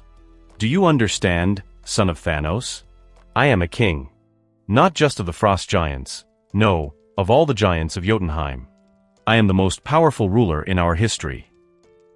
So, I will give you one final chance, to rephrase that. Laufey loomed over Lothar, peering down at him with an overwhelming presence. But what caught his eye was the glaringly vivid red tail swaying behind the young warrior. Give me the casket of ancient winters. Boom. Fury exploded within the mighty king as he launched a devastating punch at the insolent insect that dared to challenge him again and again. Yet, to his shock, this so-called insect did not cower. Instead, Lothar met him with a fist of his own. The impact sent both reeling, Lothar's retreat carving twin trails across the frost-laden ground. Knees bent and right hand pressed against the earth, his lips curled into a fearless, reckless grin before he launched himself forward once more. Every cell in his body trembled with exhilaration. Every punch, every movement left a resounding shockwave in Laufey's wake. Invisible gusts whipped up the frozen air as Lothar's escalating power solidified in the heat of battle. He fought with wild abandon, unleashing his emotions in every strike, while Laufey's expression darkened. He felt a bitter humiliation. Was this brat actually using him as a mere training dummy? Yes, Laufey feared Thanos, but that didn't mean he lacked the strength to challenge him. He had withstood Odin's might for ages. What was one more opponent? Besides, Thanos was not without enemies of his own. Across the cosmos, there were many who would love nothing more than to see him fall. You will pay for your actions, with blood. A voice, hoarse with fury, rang out across the frozen wasteland. Laufey raised a single hand, and from his treasury, the colossal mountain cleaver forged by the frost giants flew straight into his grasp. Along with the axe came a flowing cloak, one that granted Laufey the ability to soar through the air. No one can save you, not even Thanos. Mark my words. The sheer force of the mountains themselves gathered upon Laufey's massive battle axe. As he leaped from the ground, ready to bring his weapon down in a devastating strike, a hammer suddenly descended from the sky, shattering the energy coalescing around the axe with a thunderous impact. Hela, Odin's daughter. Suspended in midair by the power of his cloak, Laufey bellowed in rage, his eyes locking onto the figure wielding Mjolnir. Lothar's gaze followed suit. Don't get me wrong. Frankly, I'd love to see you dead. But one thing's for sure, I have no intention of dying alongside a pompous fool like you on Jotunheim. Noticing Lothar's stare, Hela spun Mjolnir in her grip. The hammer, still imbued with Odin's power, clashed once more against Laufey's battle axe, unleashing an ear-piercing roar that echoed through the halls of Jotunheim's royal court. The raw strength of Mjolnir flickered in Lothar's eyes, stirring a moment of surprise. If she had this power, why didn't she use it before? I am the goddess of death, not the goddess of hammers, Hela remarked, as if reading Lothar's thoughts. With a solemn expression, she controlled Mjolnir effortlessly in one hand. A hammer was merely a tool, a crutch. Relying too much on external weapons would only hinder her ability to fully grasp and develop her divine strength. She had realized this long ago. It was precisely because of this realization that Mjolnir had become nothing more than a convenient plaything in her eyes, one she rarely used in serious combat. Yet, the battle against Lothar on the blood-stained plains had forced her to break her year-long vow of abstaining from Mjolnir. And now, to prevent Laufey from picking them off one by one, she had once again chosen to wield the hammer, still infused with Odin's might. There's actually a goddess of hammers title? Lothar quipped as he stood back-to-back with Hela, his energy blasts piercing through dozens of royal guards with precision. The smirk playing at his lips made Hela's expression turn ice-cold. Shut that insolent mouth of yours. Her murderous glare was accompanied by the weight of Mjolnir crashing down. Having walked the thin line between life and death, Hela had gained newfound strength, enough to unlock the Odin force within Mjolnir. In an instant, the grand palace was reduced to ruins. Hela, Odin's daughter, son of Thanos. A voice, deep and resonant like the abyss itself, reached Lothar's ears. He scoffed, shaking off the dust from his hands as he surveyed the crumbling ice palace and the bodies strewn across the battlefield. His gaze brimmed with unshaken arrogance. "My name is Lothar." Boom. Laufey's towering figure burst forth from the wreckage, his attack coming fast and unrelenting. Lothar, his muscles taut and veins bulging, met the charge head-on. Their fists collided with earth-shattering force, sending shockwaves rippling through the air. Pure, raw power clashed between them, forcing Lothar's feet to skid backward against the icy ground. Give you a few more years, and who knows who would win. But for now, the victor is me. The pride of a king forbade Laufey from retreating. Instead, he acknowledged Lothar's potential with a rare sense of admiration. Truth be told, he envied Odin and Thanos alike. Both Hela and Lothar, young as they were already forces to be reckoned with. If nothing unexpected happened, they were destined to become the rulers of Asgard and the Black Quadrant. And Laufey? He had no heirs to speak of. Perhaps it was time he considered leaving behind an heir to continue the royal bloodline. If his child surpassed him in talent, then one day, the Frost Giants might truly have a chance at conquering the Nine Realms, or even the universe itself. Even as these thoughts swirled in his mind, Laufey increased the force of his strikes. With the bitter cold of Jotunheim amplifying his frost magic, the very air around Lothar began to freeze, his body trembling involuntarily from the sheer cold. This was absolute, unrelenting frost. It's over. At last, Laufey retrieved the casket of ancient winters from the ruins of his palace. The dazzling, almost hypnotic glow of the artifact ignited under his control, its chilling power extending outward in a relentless tide. Within the frozen throne room of Jotunheim, Laufey wielded the casket's power, making himself nearly invincible. This was one of the reasons Odin had always struggled to completely conquer Jotunheim. Two lifelike ice sculptures now stood before Laufey, Lothar, son of Thanos, and Hela, daughter of Odin. Summoning the mountain cleaver once more, Laufey prepared to bring it down upon Lothar's frozen form. Crack! Just before the axe reached Lothar's chest, a jagged fracture appeared on the icy surface. The sound was deafening to Laufey's ears. What? Before the words had even left his mouth, the ice encasing Lothar shattered into countless shards, a burst of energy surging skyward. The casket of ancient winters belongs to me. In a blur of motion, Lothar erupted from his prison. A split second later, he was behind Laufey. A powerful roundhouse kick sliced through the air, connecting with Laufey's side with bone-crushing force. Staggering from the impact, Laufey barely had time to react before realizing something. His hand was empty. Prince Lothar. I've got it. A blue-furred robotic cat held the casket high above his head, his wide, cheerful eyes forming crescent moons as he beamed with pride.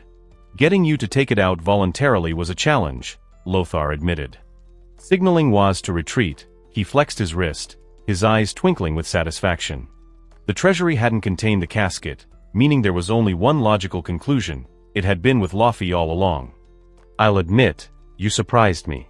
Both in mind and strength. But this is where it ends. Thanos will mourn your death, Laufey growled, stepping forward, battle axe gripped tightly. If he had been holding back before, that restraint was now gone, he was ready to kill. A blizzard of frost and wind began to blind Lothar's vision. With snow swirling in every direction, he closed his eyes, relying solely on instinct. Mind follows intent, body follows mind. This was what Thanos had taught him, the art of battle in extreme conditions. Lothar wasn't yet fully accustomed to this state, but with his sight rendered useless, he had no other choice. The ground trembled. The sky roared. Lothar felt as if he were facing not just Laufey, but all of Jotunheim itself. Thanos will shed tears for you, Lothar. My father does not weep for me. He will only be proud. As Laufey closed in, an armada of warships ascended behind Lothar, their weapons locking onto the giant. Prince Lothar, all preparations are complete. Waz, the blue robotic cat, produced a mechanical device, raising it skyward. Disappear. Lothar raised his right hand and snapped his fingers. Instantly, the deafening roar of artillery fire thundered across the royal court of Jotunheim. The earth groaned under the relentless barrage. Finally breaking free from her icy confinement, Hela hastily conjured a shield before her, blocking the oncoming assault. She gritted her teeth as she glared at the figure in the distance who had just snapped his fingers, cursing inwardly. The sky above Jotunheim blazed crimson from the cascading firelight. Unfazed, Laufey emerged from the inferno, his expression unreadable. A bombardment of this magnitude was barely a nuisance to him. Prince Lothar. A beam of silver-white energy shot forth under Waz's control. Before Laufey and Hela's astonished eyes, the light coalesced in the skies over Jotunheim, forming the spectral image of a full moon. Ruawar.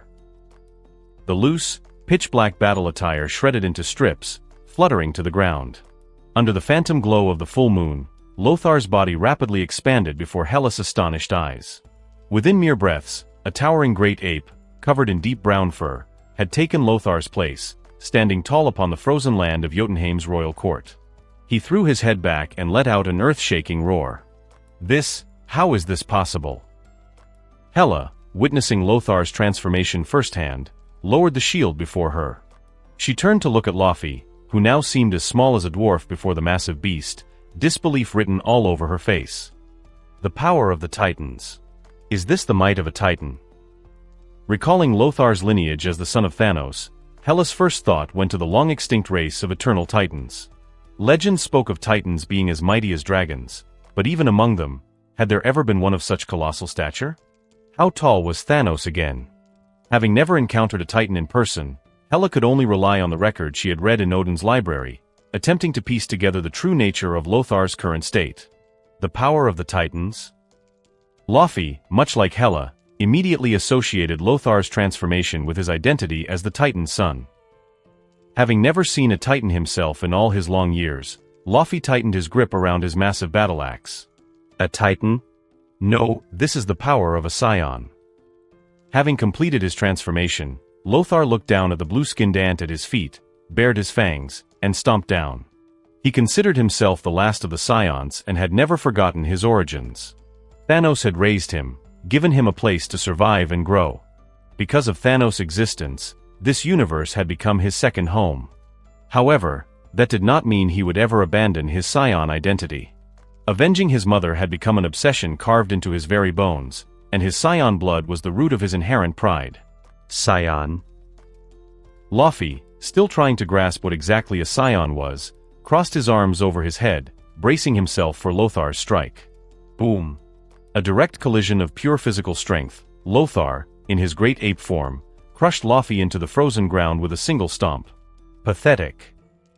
The sheer physical power of the transformed Lothar overwhelmed Laufey completely, leaving Hela dumbstruck. Laufey, struggling out from the fractured ice, glared at the massive beast turning its back on him as if dismissing him entirely. Fury surged through him. His crimson mantle, specially forged by the wind giants, detached from his body and, under his control, whipped through the air, coiling tightly around Lothar's thick arms. I am King of Jotunheim. With a mighty leap, Laufey swung his enormous battle axe, now brimming with the power of mountains, bringing it down directly toward Lothar's massive skull. Roar! Lothar roared, his bound arms struggling against the restraint. But Laufey's attack was already upon him, the mountainous force behind him forming a towering shadow. Die, what? Just as Laufey committed his full strength to the strike, his eyes widened in shock. Before him, the gaping maw of the great ape yawned open, and an energy blast of unfathomable density formed within. Rayag! With an earth-shattering roar, a silver-white energy wave erupted from Lothar's mouth. Boom! The spectral mountain behind Laufey was pierced effortlessly. The colossal axe, once said to rival Mjolnir, was reduced to mere dust, completely erased by the frigid winds of Jotunheim. What does it matter if you're a king? I've killed more than one king before. Murderous intent burned in Lothar's crimson eyes. As his arms finally tore free from their bindings, he grabbed the tattered red cloak and shredded it into pieces. His massive form left deep imprints in the frost-covered ground with each step. Reaching down, his powerful hands closed around Laufey's body as if grabbing a mere insect, then he hurled him down with brutal force. Laufey felt as if his chest had just collided with a small planet. The searing pain that shot through him was something he had only ever experienced under Odin's might. His frost-bitten nerves, long numbed by the cold, were suddenly seared awake. You call yourself a king? You're nothing. Not letting up, Lothar grabbed Laufey by the ankle. The so-called king of the frost giants, ruler of Jotunheim, was flung into the air and slammed repeatedly into the ground like a broken ragdoll. The repeated impacts shattered the icy ground, sending shards flying in all directions. Hela watched in stunned silence from a distance. Was this truly the same Laufey who had once rivaled her father, Odin? Was this some kind of imposter? If this was real, then did it mean that Lothar now possessed power on par with her father? Hela's expression darkened. After smashing Laufey more than a dozen times, Lothar finally grew bored of the game. He flung Laufey's battered body toward Hela's feet, where the frost-covered ground swallowed his face, as if trying to hide the shame of his current state. Rejoice! The mighty Titan, son of Thanos, the esteemed Prince Lothar, has defeated the king of the frost giants on the land of Jotunheim. From this moment forth, Jotunheim shall be counted among Prince Lothar's dominions. Emerging from the ruins of the collapsed palace, the other, still covered in dust, immediately dropped to one knee before Lothar, his voice ringing in reverence. Here we go again. On board the warship, Was sighed as he shut down the artificial moon projector with a press of his foot. Hearing the other's endless flattery, he shook his head. When Lothar's fighting, you're nowhere to be seen, but the moment the battle's over, you're the first to start celebrating. Muttering to himself, Was tucked his slender mechanical arms into his pockets and waddled off, pushing the machine back to storage. Hela, meanwhile, gazed down at the broken form of Laufey at her feet. Raising her right hand, she summoned Mjolnir back into her grasp. I see Kalru, Isaac's Namonarch. As Mjolnir began to glow, a raspy voice echoed through the royal court of Jotunheim. Each syllable of the ancient incantation carried an indescribable weight, sending a shiver down the other's spine. Rumble. The darkened skies erupted with thunder and lightning. Winds howled. Mountains trembled. The entire realm of Jotunheim quaked beneath the sheer might of the ancient spell, forcing the other to bend once more beneath its overwhelming pressure. This feeling. Lothar, having just reverted to his normal form, furrowed his brows, his gaze locked onto the motionless Laufey at Hela's feet. That incantation, that voice, it was Laufey's. Laufey, you really have regressed. Facing two mere children, and you resort to your people's forbidden sorcery. A voice, deep and unyielding, boomed across the storm-ridden sky. A blood-stained spear, like a bolt of lightning, tore through everything in its path, embedding itself beside Hela's feet. Father. Hela's face lit up with joy as she turned to the figure standing resolute against the heavens. The golden-red battle armor shimmered with flowing brilliance, while the snow-white divine steed beneath him stood proudly. His slightly graying beard lent a rare air of serenity to a god-king who had slaughtered countless foes, yet his piercing gaze exuded an unmatched aura of dominance and death. Odin, the king of Asgard, the supreme leader of the Aesir, and the very instigator of this Nine Realms war. Odin, you shouldn't be here. The ancient chant came to an abrupt halt as Laufey finally shifted his gaze away from Lothar and landed on Odin. For the sake of your daughter, are you willing to forsake Asgard? The leader of the Dark Elves, Malekith, had already stepped onto the Bifrost, guided by Asgard's own traitors. Yet, rather than returning to Asgard immediately, Odin had chosen to appear here in Jotunheim. There could be only one reason: Hela, his only daughter. Asgard will not fall, and Malekith will not succeed. The glory of Asgard shall shine upon the Nine Realms, it is an inevitability. And my daughter is the sole key to accelerating that fate. His voice was grand and powerful, unwavering even after a long journey and countless battles. The golden-red boots stepped onto the frost-covered ground as Odin reached out to gently caress his daughter's cheek. With a wave of his right hand, Gungnir, the eternal spear buried in the icy ground, soared back into his grasp. To spread Asgard's radiance across every corner of the Nine Realms, Odin had nurtured many exceptional warriors. Among them, Hela was his greatest masterpiece. Unless there was no other choice, he would never abandon her. Father. A surge of warmth filled Hela's heart at the recognition in Odin's eyes. From childhood, she had relentlessly shaped herself into the daughter Odin desired. Why? Because she longed for his approval. In this war-driven kingdom, it was the only way she could feel her father's love. To earn Odin's praise, Hela had demonstrated her talent for warfare from a young age. While the children of Asgardian civilians reveled in family joys, playing hide-and-seek across Asgard's golden streets, Hela had once envied them. But in the end, she had cast aside those fleeting emotions and immersed herself wholly in the blood and fire of battle. Thus was born Hela, goddess of death. You've done well, my child. Odin's large hand rested on her shoulder, and divine power surged into her body. In an instant, her wounds healed completely, and at the same time, the microscopic tracker that Lothar had injected into her was forced out. That's it. Hela's pupils shrank as she spotted the tracker at her feet. Fury flared in her eyes as she turned sharply toward Lothar, only to freeze in surprise. This man is completely naked? Perhaps your physique is indeed impressive, Odin mused, his voice carrying a faint smirk. But I think you'd best put on some clothes. After all, my daughter is watching. Don't you agree, Lothar? Lothar remained silent. From the warship above, was tossed down a pitch-black combat suit, which quickly enveloped his muscular frame. His original clothing had been torn to shreds when he transformed into a great ape. You know me. Now fully dressed, Lothar's gaze swept over Laufey's unreadable expression, past Hela's amused smirk, and finally settled on Odin. Thanos' son. The rising fifth warlord of the Black Quadrant's 4 heavenly kings. Since the moment Thanos sent you on solo missions, you've never once suffered defeat. One by one, Odin listed Lothar's feats. Lothar had never imagined that, aside from his adoptive father Thanos, someone else in this universe would know him so well. Don't look at me like that. You're Thanos' son. This isn't some secret, every major ruler in the cosmos knows your name. With the weight of Thanos' name behind him, Lothar couldn't help but be famous. Is that so? Lothar neither confirmed nor denied it, his gaze shifting to Laufey. His meaning was clear.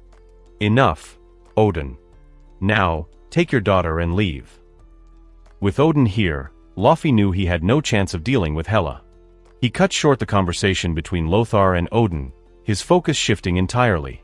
He needed to deal with Lothar personally. Never in his life had Laufey been tossed around like a mere plaything. He was the king of the frost giants, did his pride mean nothing? With Odin here to protect Hela, Laufey had no choice but to let her go. But Lothar? Lothar was alone. So what if he had offended Thanos? More debts didn't make a difference. If Thanos wanted revenge, let him bring his fleet to Jotunheim. If he could conquer it, Laufey would admit defeat. For years, Jotunheim had withstood Odin's relentless assaults. Did Thanos think he was any different? Fear was just fear. Besides, Laufey didn't believe that a ruler as cunning as Thanos would wage all-out war over a single fallen soldier. At most, he'd cause trouble for a while. At first, Laufey had wished to avoid unnecessary conflict. But now, burning with rage, he no longer cared. Lothar would learn what it meant to face the wrath of a king. Boom. As Laufey finished speaking, the ground beneath Lothar's feet erupted with waves of energy. A king.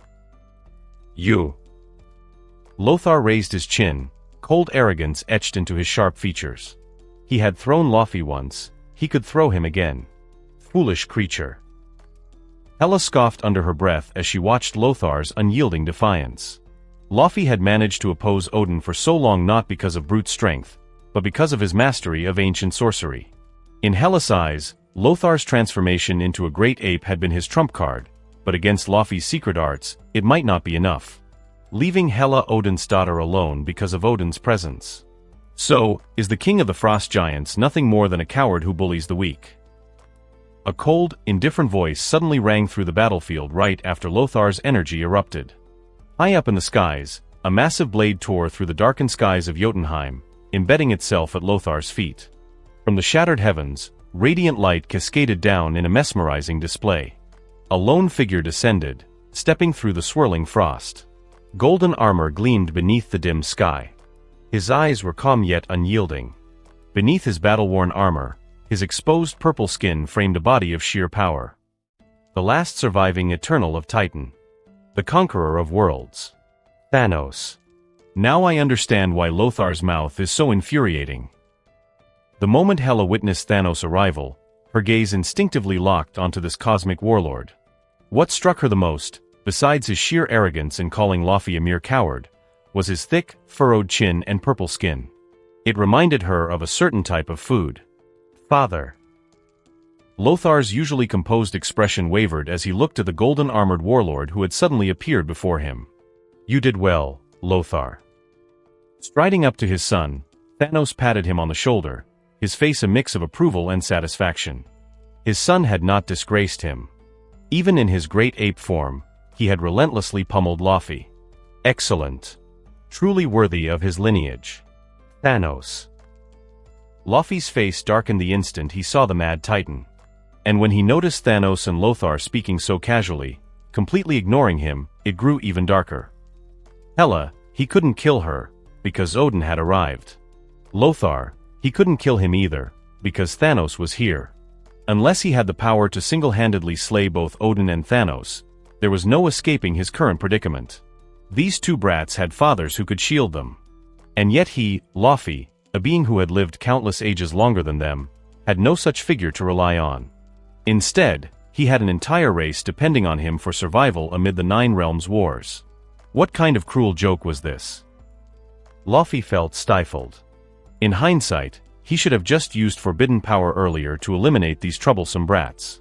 At least then, he wouldn't be so utterly cornered now. Now, tell me, Laufey. Standing beside Lothar, Thanos gripped his massive blade, his gaze indifferent. Odin, standing next to Hela, remained silent, simply raising his eternal spear. You will regret this. Thanos. Odin. Suppressing his frustration, the Frost Giant King swept his gaze across the four individuals standing before him. A frigid wind howled, swallowing his massive figure, and in the blink of an eye, he vanished from sight. In times of desperation, knowing when to retreat was crucial. It was the only choice Laufey had left. The combined might of Thanos and Odin was not something he could contend with, especially now that one of the Frost Giant's greatest treasures, the Casket of Ancient Winters, had been taken by Lothar. He bore the hope of his people, who wished to rule the Nine Realms. He could not, would not, die here. Hesitation meant defeat. For the sake of his race, for his final shred of dignity, Laufey made his decision. His retreat was swift and decisive, without an ounce of reluctance. Neither Thanos nor Odin moved to stop him. Laufey's power was inferior to theirs, but within Jotunheim, where his strength was amplified, he wasn't far behind. A Laufey who had resolved to escape could not be easily stopped, not unless they both committed to an all-out battle. Odin was willing, of course. Laufey was, after all, one of his greatest foes. But Thanos? He was no fool. His empire lay beyond the Nine Realms. His forces had yet to extend their reach into this domain. There was no benefit in fighting Odin's war for him. Odin. Thanos. As Laufey disappeared, the two titans, who rarely crossed paths, locked eyes for the first time. One had come for his daughter. The other, for his son. You have an exceptional son, Thanos. Odin patted Hela on the shoulder, shifting his gaze to Lothar. For someone to easily defeat Laufey, without the use of forbidden power, was no small feat. Even Hela had not reached that level yet. Not to mention, Lothar had treated Laufey like a mere sandbag, tossing him around effortlessly. This would surely be the greatest humiliation of Laufey's life. Odin was already plotting how to ensure news of this incident spread across the front lines like wildfire. Your daughter isn't bad either. Thanos was in high spirits after witnessing Lothar's display of strength. Since he had no direct conflicts with Odin, he naturally returned the compliment. Of course, to Hela's ears, it sounded utterly grating. Tightly gripping the tracking device her father had extracted from her earlier, Hela took a deep breath to steady herself. Then, with measured steps, she approached Lothar and extended her hand. What? Lothar raised an eyebrow at her. This belongs to you. With a flick of her fingers, she sent the tiny object hurtling toward Lothar's face. Instinctively, he caught it in his palm and looked down, realizing it was the very same micro-tracker he had injected into her along with the healing serum. I will defeat you the next time we meet. Her gaze met his, unwavering and resolute. Lothar glanced at the tracker before pocketing it. Looking at Hela's determined expression, he smirked, raised two fingers, and scoffed. You're still 20,000 years too early. Hela clenched her fists, burying her simmering battle spirit and anger deep within. Without another word, she turned and walked away. She would return to her training. She would prove herself to Odin. Most importantly, she would rip that insufferable smirk off Lothar's face. She would make that arrogant bastard eat his words. Not in 20,000 years. She would defeat him much, much sooner. You lost to him. As his daughter returned to his side, Odin twirled Gungnir in his hand. A flash of rainbow light enveloped them. I will defeat him. I swear it. Odin chuckled. His daughter had finally found a rival, someone on her level. Thanos' son. Huh? Perhaps it was time to start thinking beyond the 9 realms. The universe was vast. Vast enough to ignite the ambitions of any ruler. You defeated her? Aboard the flagship, as he watched the Bifrost's rainbow light vanish into the sky, Thanos turned to Lothar. That woman has great potential. Even though Hela had not fully displayed her power, Thanos could sense it, the nascent divine authority of death. Death was one of the most profound and powerful forces in the universe. She will never surpass me. The reflection of Lothar's cold, confident face gleamed upon the icy surface of the casket of ancient winters. Thanos chuckled in satisfaction. After all, you evolve faster than light itself. Of course. Above the throne of Jotunheim, Thanos' massive fleet prepared for departure. Instead of teleporting away individually, the Mad Titan remained aboard the flagship, engaging in casual conversation with his most favored son. Lothar. Have you ever heard of the Kree? The Kree were a civilization possessing exceptional scientific prowess and technological ingenuity, with their homeworld, Hala, located in a distant star system far from Centauri. Their history stretched back eons. Even during Titan's golden age, the Kree had already existed. However, in those times, they were weak, so insignificant in the vast universe that they weren't even qualified to be cannon fodder. Everything changed for the Kree when they became the target of a colonial invasion. At the time, the Skrulls had already established their empire and, with their advanced technology, began a relentless expansion across the stars. The planet where the Kree resided became just another conquest, enslaved and subjected to experiments by the Skrulls. Faced with the threat of extinction, the Kree chose survival at any cost. They slaughtered another species that shared their planet, one chosen by the Skrulls as test subjects. Through this brutal act, they seized access to Skrull technology. Determined and unrelenting, the Kree used the stolen scientific knowledge to advance their own civilization, initiating a long and arduous process of self-improvement and genetic modification. It was a difficult path, but in the end, the Kree prevailed. Their greatest breakthrough came when they created an artificial intelligence deity to guide their people, the Supreme Intelligence. It was this so-called divine AI, revered as the pinnacle of Kree advancement, that sounded the clarion call for retribution against the Skrulls. In an astonishingly short period, the Kree evolved from a backwater species into a formidable technological power. Under the Supreme Intelligence's guidance, they launched an era of aggressive expansion. Thus, the mighty Kree Empire was born. From that point forward, the universe bore witness to an unending war of blood and fire, solidifying the Kree Empire's fearsome reputation. What was once a weak and overlooked race transformed into a dominant force in the cosmos, an achievement hailed as nothing short of a miracle in the annals of galactic civilization. Lothar knew all of this. Everything about the Kree, their history, their rise, their relentless ambition, was information he had gleaned from Ebony Maw's database and gathered through whispers in the field during his missions. One thing was certain, the Kree were anything but benevolent. And this time, Lothar's objective was the Kree Empire. More specifically, a particular individual within it, one who had unlocked the secret to creating an advanced energy weapon of unparalleled power. His name is Astra. Back in the Black Quadrant, seated upon his throne, Thanos waved a massive hand. A holographic image materialized before Lothar, revealing a middle-aged man with deep blue skin. He was rugged, carrying a massive shoulder-mounted cannon, an unkempt beard framing his face, and 2 intersecting scars running across his bald head. At a glance, he looked more like a ruthless space pirate than a scientist. This man has perfected an energy conversion formula, Thanos stated. Experimental results show that it can increase the power of existing energy weapons 100-fold. 100-fold? Lothar's expression flickered with intrigue. This wasn't just an ordinary upgrade, it was an astronomical leap in firepower. No wonder his adoptive father was interested. Exactly. That's why I want you to bring him to me. Thanos rose from his throne, extending his right hand into the void. One by one, holographic planets appeared in Lothar's vision. This is Kree Empire territory. Right now, Astra is here. Thanos' finger landed on a prominent world, Torfa, a bustling, resource-rich planet. A war zone. Lothar noted the red indicators surrounding Torfa. The battlefield's outskirts, Thanos corrected, zooming in on the planet's projection. Torfa occupied a precarious position.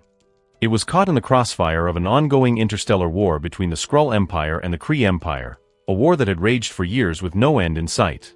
As one of the Kree's leading wartime scientists, Astra had remained on Torfa, working tirelessly with his team to refine and test new weapons for the front lines. His breakthrough, the formula capable of amplifying energy weapons 100-fold, was conceived under these relentless wartime conditions. The Kree Empire is fully aware of Astra's importance. They are currently devising a way to extract him safely back to their homeworld, Hala.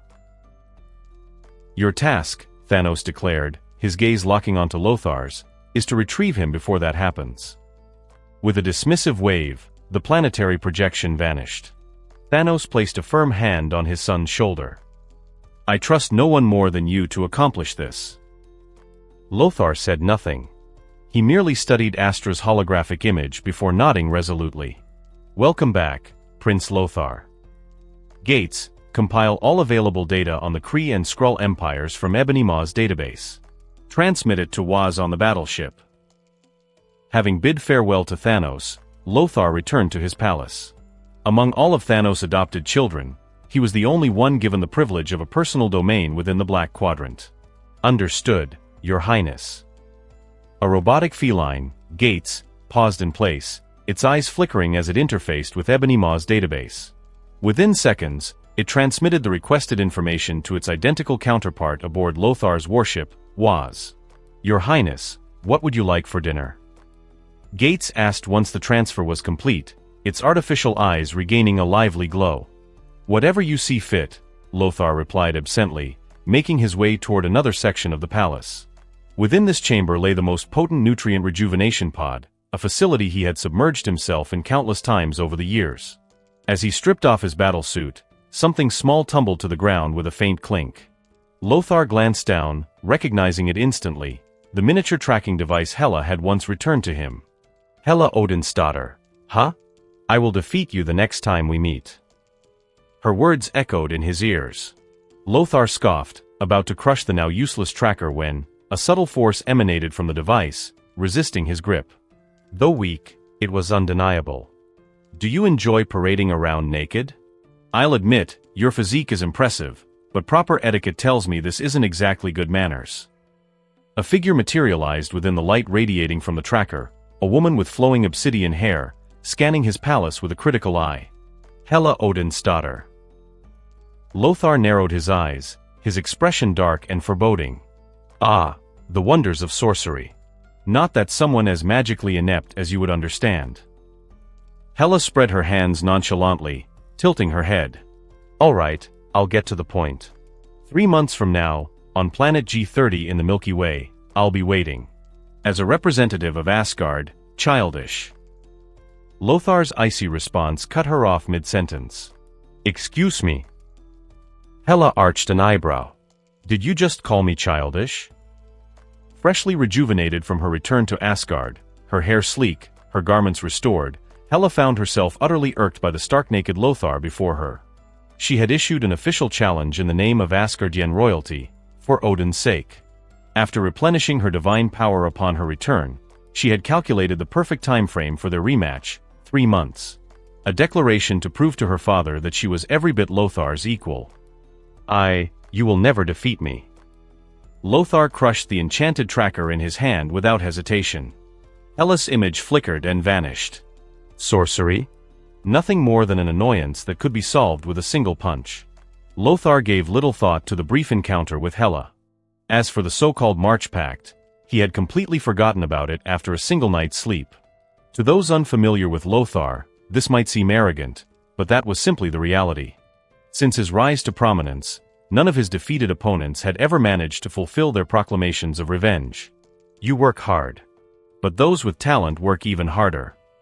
That was what truly drove Lothar's adversaries to despair. Breakfast has been prepared for you, Lord Lothar. Standing at the entrance of the gravity training chamber was a plump, blue robotic feline, neatly tied with a checkered apron. It bowed respectfully. Got it. A breathless voice echoed from within the chamber. The hatch slid open, revealing the polished black floor drenched in sweat. Lothar grabbed the towel that Gates had lifted overhead for him and turned toward the washroom. To mitigate any potential disruptions during this operation, Gates has already stocked the warship with sufficient supplies. Additionally, preparations have been made for the Chitauri forces.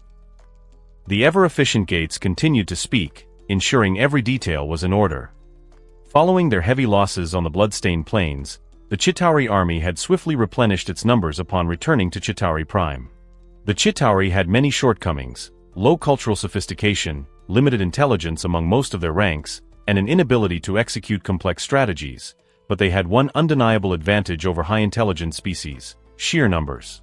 Before departing the Black Quadrant, the other had thumped his chest and proudly assured Lothar that he could restore the fleet's full combat capacity in a single night. And, true to his word, he had done just that. When Lothar returned to Chitauri Prime after breakfast, the other stood before him, displaying the results of his tireless efforts, rows upon rows of Chitauri soldiers clad in battle armor, systematically boarding their designated warships.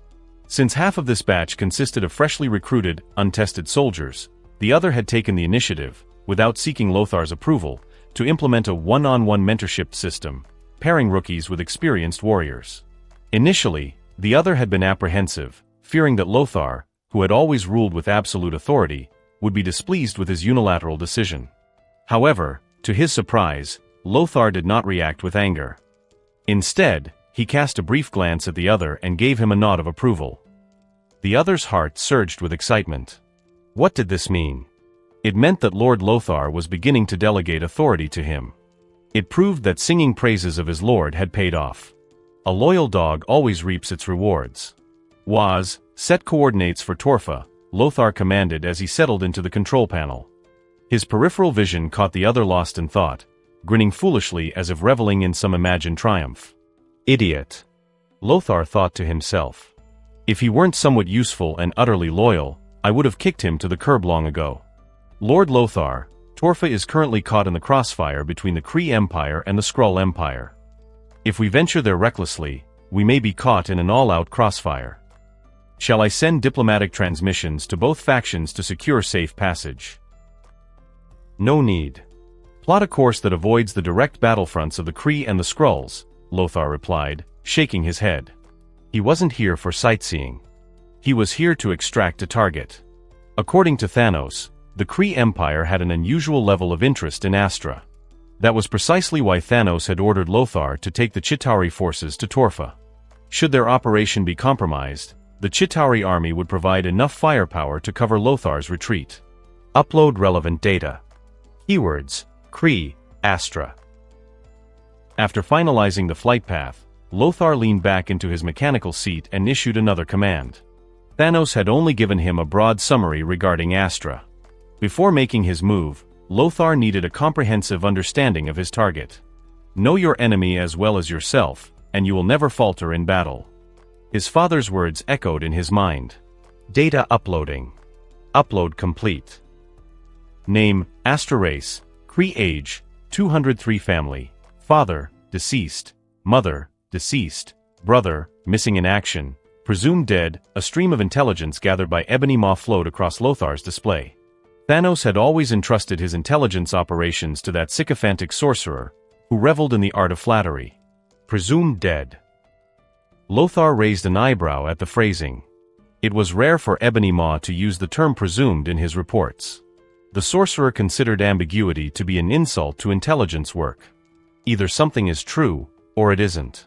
Uncertain information could cost a war.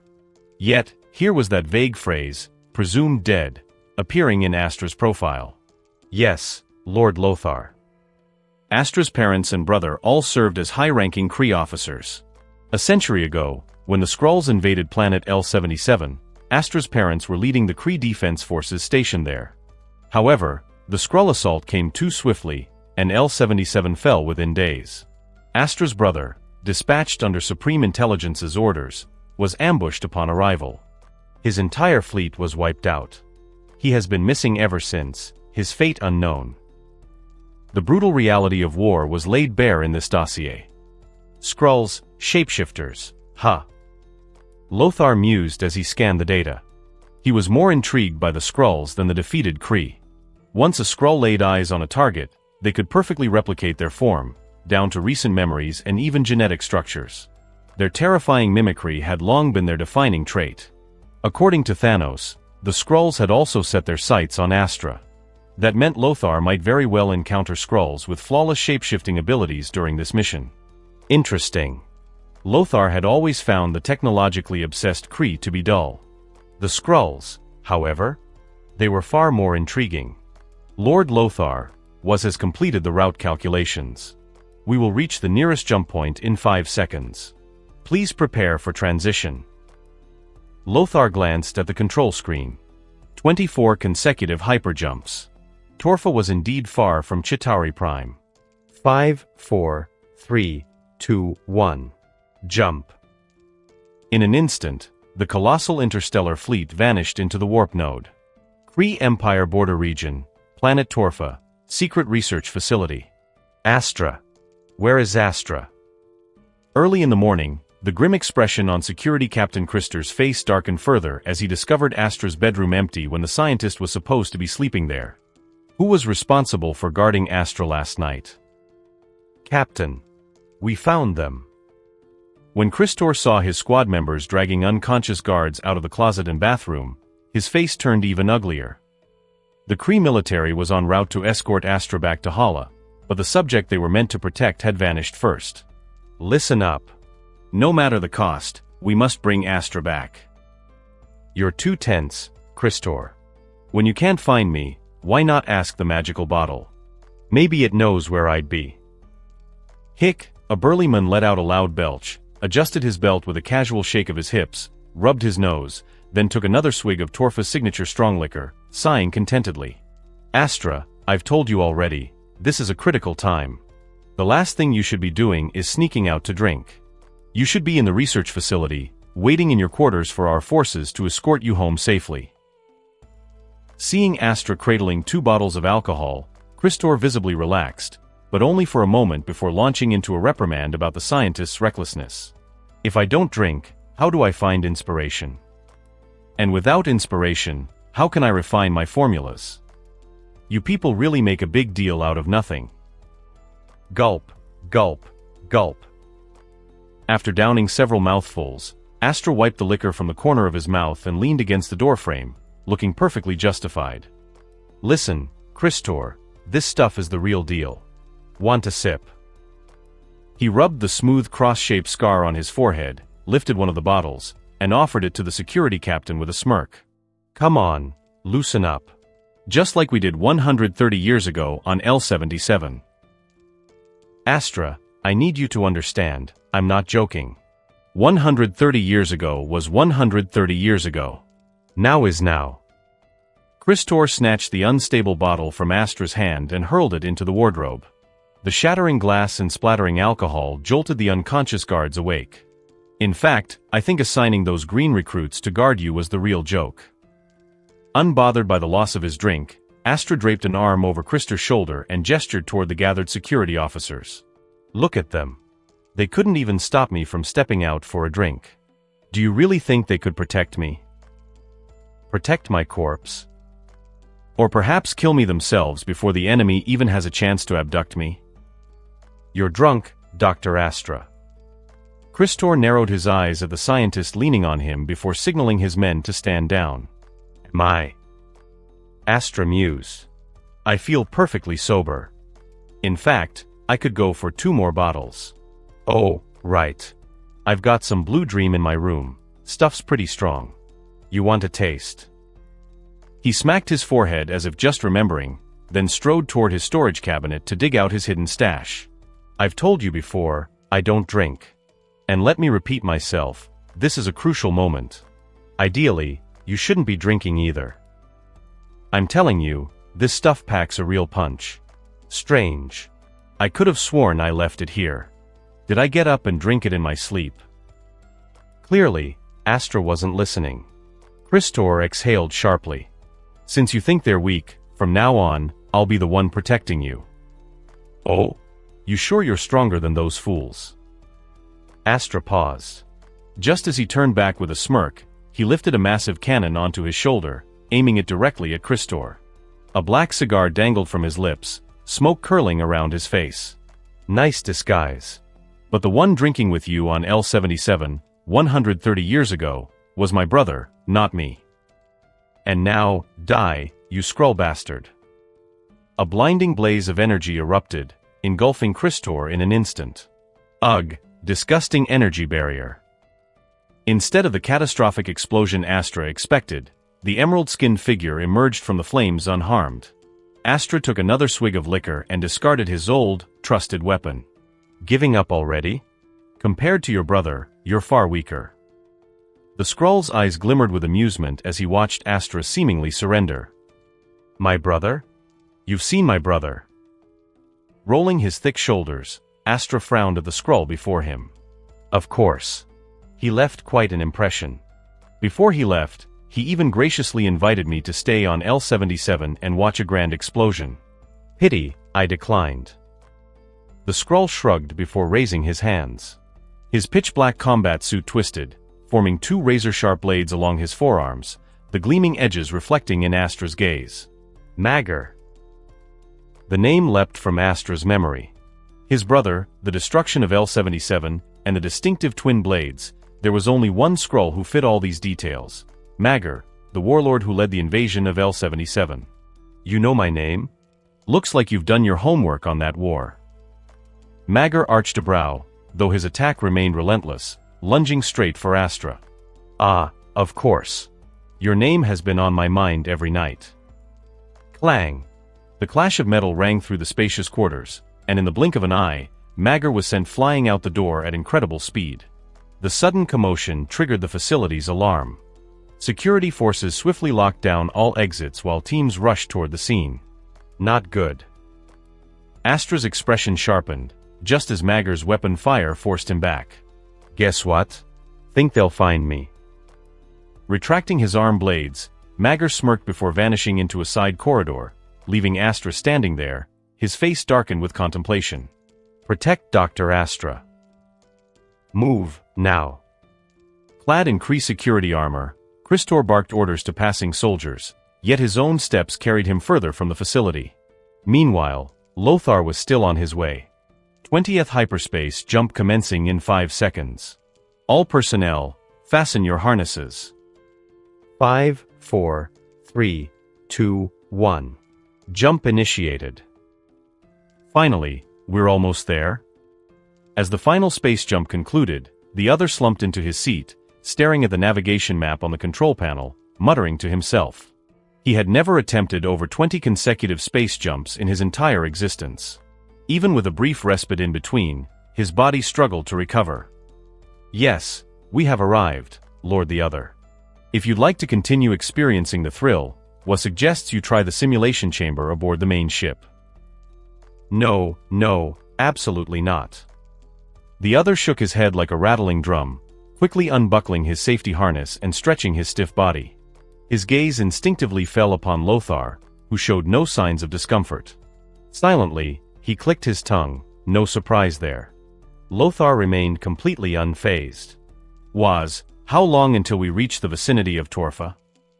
Lothar, eyes fixed on the ever-changing data displayed on the holographic screen, asked in a low voice while idly swiping his index finger across the interface. According to your orders, Your Highness, Waz has identified the optimal location near Torfa to conceal our fleet. At our current speed, we will arrive in approximately 3 minutes. As Waz finished speaking, the screen before Lothar shifted, and the image of Torfa was now reflected in his pupils. Open Hatch 1. Prepare the light battleship. After a moment of contemplation, Lothar glanced at the other, who was still stretching, and issued his command. Understood. The light battleship is ready. 2 squads of Chitauri soldiers are on standby, 24 in total.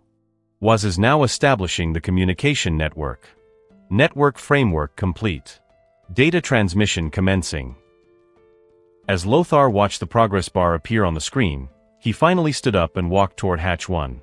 Seeing this, the other hurriedly grabbed the cerulean scepter he had tossed onto his chair and followed suit. As Lothar's devoted servant, he considered it an honor to participate in this mission.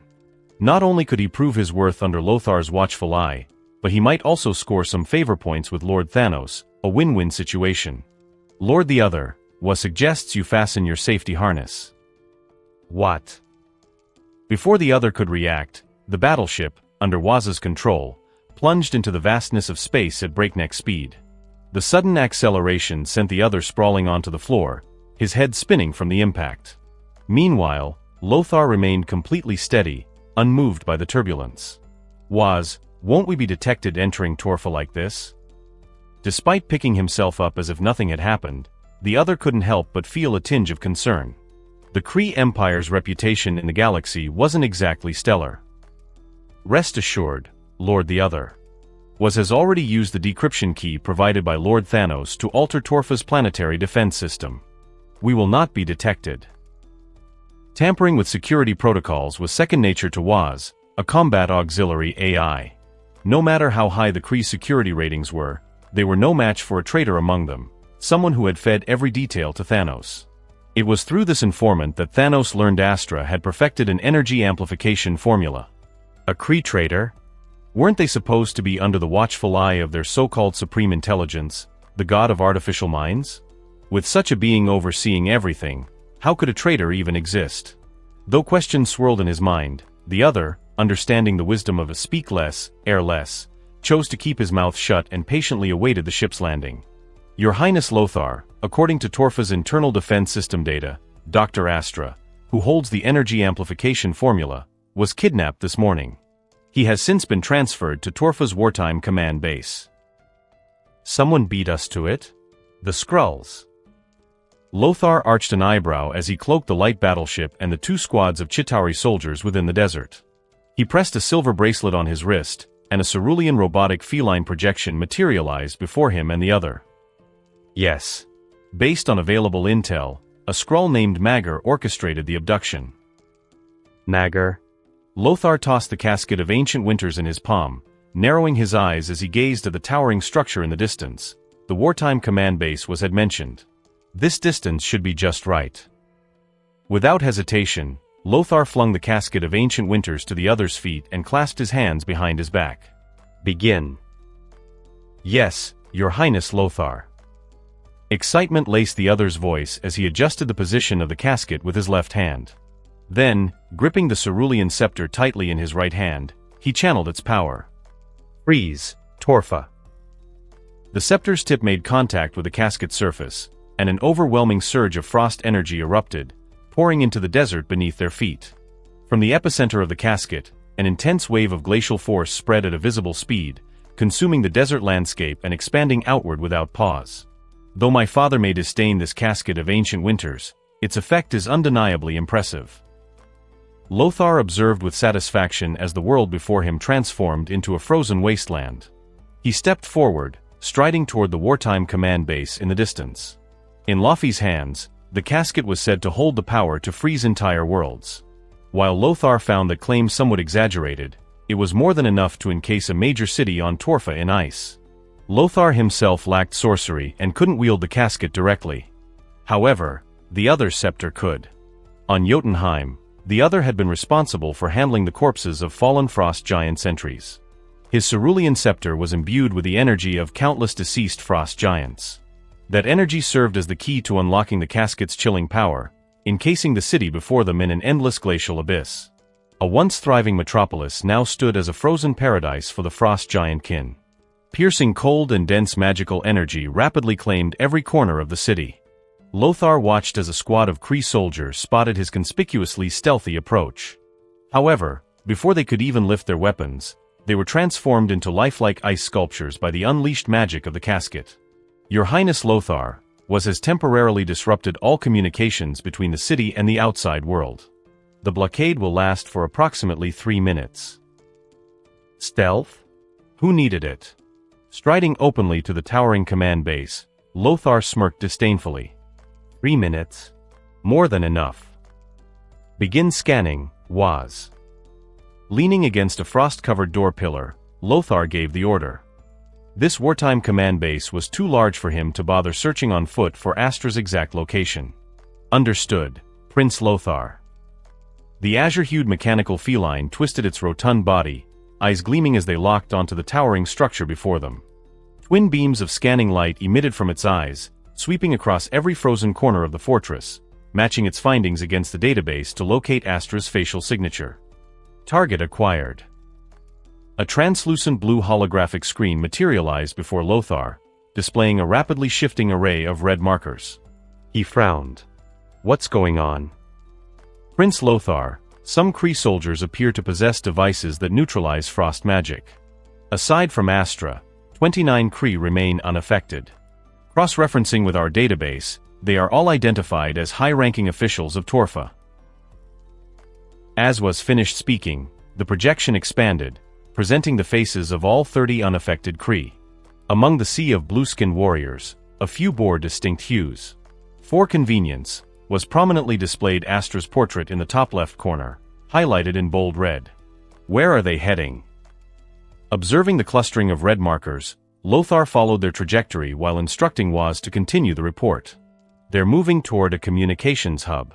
They're trying to break through Waz's signal jamming to contact the outside world, was replied dutifully. Futile resistance.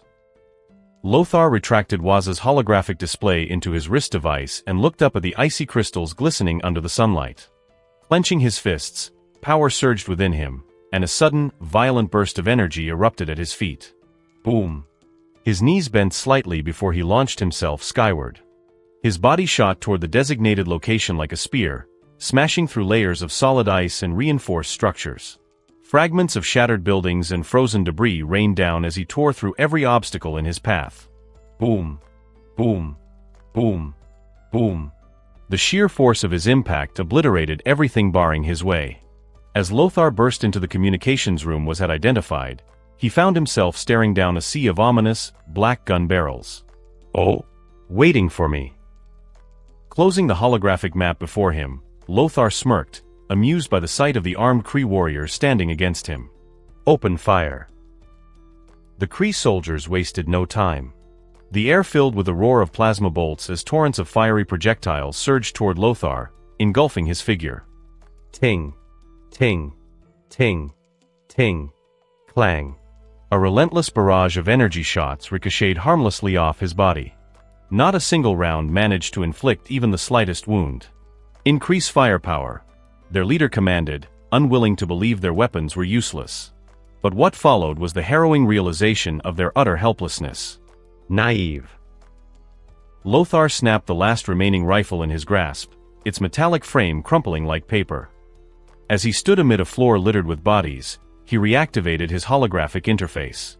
The red markers on the map had dwindled dramatically. Some were still approaching the communications hub, while others seemed to have abandoned the fight entirely. Prince Lothar, we've intercepted transmissions from the Kree military. They've realized something is amiss after losing contact with Torfa's command center, was promptly informed him. I expected as much. Without hesitation, Lothar raised his right hand toward the massive communication arrays. Energy surged from his palm, obliterating the facility's external connections entirely. A chain reaction of explosions sent tremors across the battlefield. Every Kree soldier still standing turned pale as realization dawned. With their comms destroyed, the city had become an isolated fortress. His objective is clear. He wants to sever all contact between us and the outside world, muttered Christor, the head of security for Torfa's research division, his expression grim. The Skrulls had played their hand masterfully. First, Maggor had humiliated him, defeating him in combat and assuming his identity. Now, their enemy had turned the city into a trapped, frozen wasteland. They won't hold out for long. The reinforcements from Hala are almost here, and the city's defense forces should have noticed something's wrong by now. We just have to hold on until they arrive. Just a little longer. Stop fooling yourself, Christor. You know as well as I do, right now, we can't trust anyone. Astra sat slouched on the floor, puffing on a smoke stick. With a loud clank, he dropped a heavy plasma launcher beside him, shrouding himself in a haze of curling smoke. Who knows whether we'll be greeted by the Kree military, or a Skrull invasion force. You remember the tragedy of L-77, don't you? At the mention of L-77, Astra's usually fierce expression darkened. His grip on the cannon's handle tightened involuntarily. Let's go. Since the communications center is destroyed, we should retreat outside. Freezing an entire city, there's no way the Skrulls did that without some specialized device. Otherwise, it would have been impossible. Christor hesitated before finally standing, extending a hand toward Astra. Go if you want. Don't forget, until I return to Hala, I can't leave the command center or the research facility for too long. Without the special magnetic field shielding me, the Skrulls could easily extract my memories. Christor frowned at the smoke curling around Astra. He never cared for the scent. Want one? Local specialty from H91. Packs a punch. Astra smirked, tossing a spare stick toward Christor. A liquor bottle rolled from his satchel in the process. Christor opened his mouth but ultimately swallowed his words. After securing the item, he cast Astra one last glance before leaping from the window. Hope you're still in one piece when we meet again. Astra dusted himself off and shouldered his plasma cannon, heading toward the ruined communications hub. After all, he was a bona fide scientist blessed, or perhaps cursed, by the cosmos. If the damage to the hub wasn't too severe, he could fix it. Let's get moving, old friend. Rounding a corner, Astra suddenly halted. A stranger stood in his path. The figure's silver armor shimmered in the searing sunlight, while jet-black hair swayed as if caught in an unseen breeze. A crimson tail flicked side to side. I don't know who you are, Astra mused, hoisting his cannon onto his shoulder and biting down on his smoke stick. But you sure as hell aren't Kree. Taking aim, he grinned. Ever tasted a plasma blast? If not, you're in for a treat. You can try. Lothar turned to face him, a wild smirk stretching across his lips, irritating Astra instantly. Interesting. How about a bet? I wager that you die. Astra whistled, squeezing the trigger. Lothar chuckled. I bet your gun has no bullets. One punch, just a single punch. The heavy assault cannon, carrying Astra's last hope, was reduced to a pile of shattered debris before it could even fire. The plasma cannon was destroyed mid-charge, failing to launch a single shot. Who the hell are you? Standing atop the remains of his fallen comrade, Astra took 2 steps back, his muscles tensed, ready for battle. You don't need to know. Now, come with me. Could only jam the communications network for 3 minutes. Lothar didn't have time to waste on this man. And if I refuse? Astra narrowed his eyes, filled with suspicion. True, the power behind this man's punch had shocked him, but it wasn't enough to make him surrender. You don't have a choice. Lothar raised his head, his icy arrogance making Astra frown. Acting first, Astra launched a powerful punch toward Lothar's face, only for it to be stopped by a single finger. What? Despite being blocked by just one finger, Astra felt as if his arm had collided with an unbreakable wall. Before he could react, Lothar's knee struck his abdomen, sending searing pain through every nerve in his body. Astra's mouth opened in an involuntary gasp, saliva dripping onto the floor. Clutching his stomach, his legs gave out, and he collapsed before Lothar. I told you, you have no choice. Looking down at the kneeling Mun, Lothar grabbed him by the collar and dragged him toward the entrance of the building like a lifeless corpse. If Thanos hadn't specifically ordered him to be taken alive, Lothar would have killed him on the spot. Ugh. Coughing through the pain, Astra gripped a nearby pillar, his defiance catching Lothar's attention. I don't know who you are, Astra said, smirking through the pain, but I bet you're after the energy conversion formula in my head. Seeing Lothar pause, Astra chuckled and forced himself to stand. If that's the case, then you won't be able to take me. Not unless every last Skrull outside is dead. Lothar's eyes remained cold and unreadable as Astra continued. This command center and the lab below generate a unique magnetic field. It protects my brain from being copied by the Skrulls. But the moment you take me out of here, if even one Skrull still survives out there in your frozen wasteland, you're handing them exactly what they want. They'll duplicate my recent memories, including the energy conversion formula. Astra leaned against the pillar, spelling out the risks in precise detail. Of course, you could gamble, assume that every last Skrull has been turned into a perfect ice sculpture. But just look at me, at the Kree soldiers in the comm center who weren't frozen. That ice barrier of yours isn't absolute. With that, Astra reached into his waist pouch and pulled out a small flask. So tell me, do I still have a choice? Raising the flask, he made a toasting motion before taking a long drink, waiting for Lothar's response. Of course not. Lothar removed the wristband from his arm and pressed a button. In a completely unnatural transformation, the small device expanded into a glowing blue robotic cat. Waz, make a helmet that blocks Skrull memory replication. Understood, Lord Lothar. Waz scratched his head before scanning the entire building with beams from his eyes. Moments later, the tiny robot scurried off to gather materials. Constructing a similar magnetic field was no challenge for Waz. In no time, he returned with materials chiseled from the frozen surroundings. Pulling out an auxiliary program from his pocket, he attached it to his waist, causing 8 mechanical arms to unfold behind him, each holding a different tool. The clanging of metal rang through the air as was worked at an astonishing speed. Once the helmet was completed, the special shielding field followed. As an added touch, was included a small extra feature per Lothar's request. Astra looked down at the green helmet now resting in his hands, his expression filled with disbelief. Seriously? Even a robotic cat can be a scientist these days. Stripped of his last advantage, Astra followed behind Lothar, his face dark with frustration. As they walked through the frozen wasteland, he drowned his sorrows in bottle after bottle of Blue Dream. He knew there was no escape. Prince Lothar. The other, still maintaining the ice barrier with his scepter, waved excitedly as Lothar approached with his prisoner. Congratulations on completing the mission. With a dramatic flourish, the other gestured toward a now visible warship as a squad of Chitauri soldiers disembarked in formation. Take him aboard. The other removed his scepter from the ice casket, halting the expansion of the frozen domain. As Astra was handed off to the Chitauri soldiers, he turned his gaze toward the other. You froze this entire city? Astra asked, glancing at the ice casket. At first, he had assumed some massive weapon had been used. But this? Just a small box?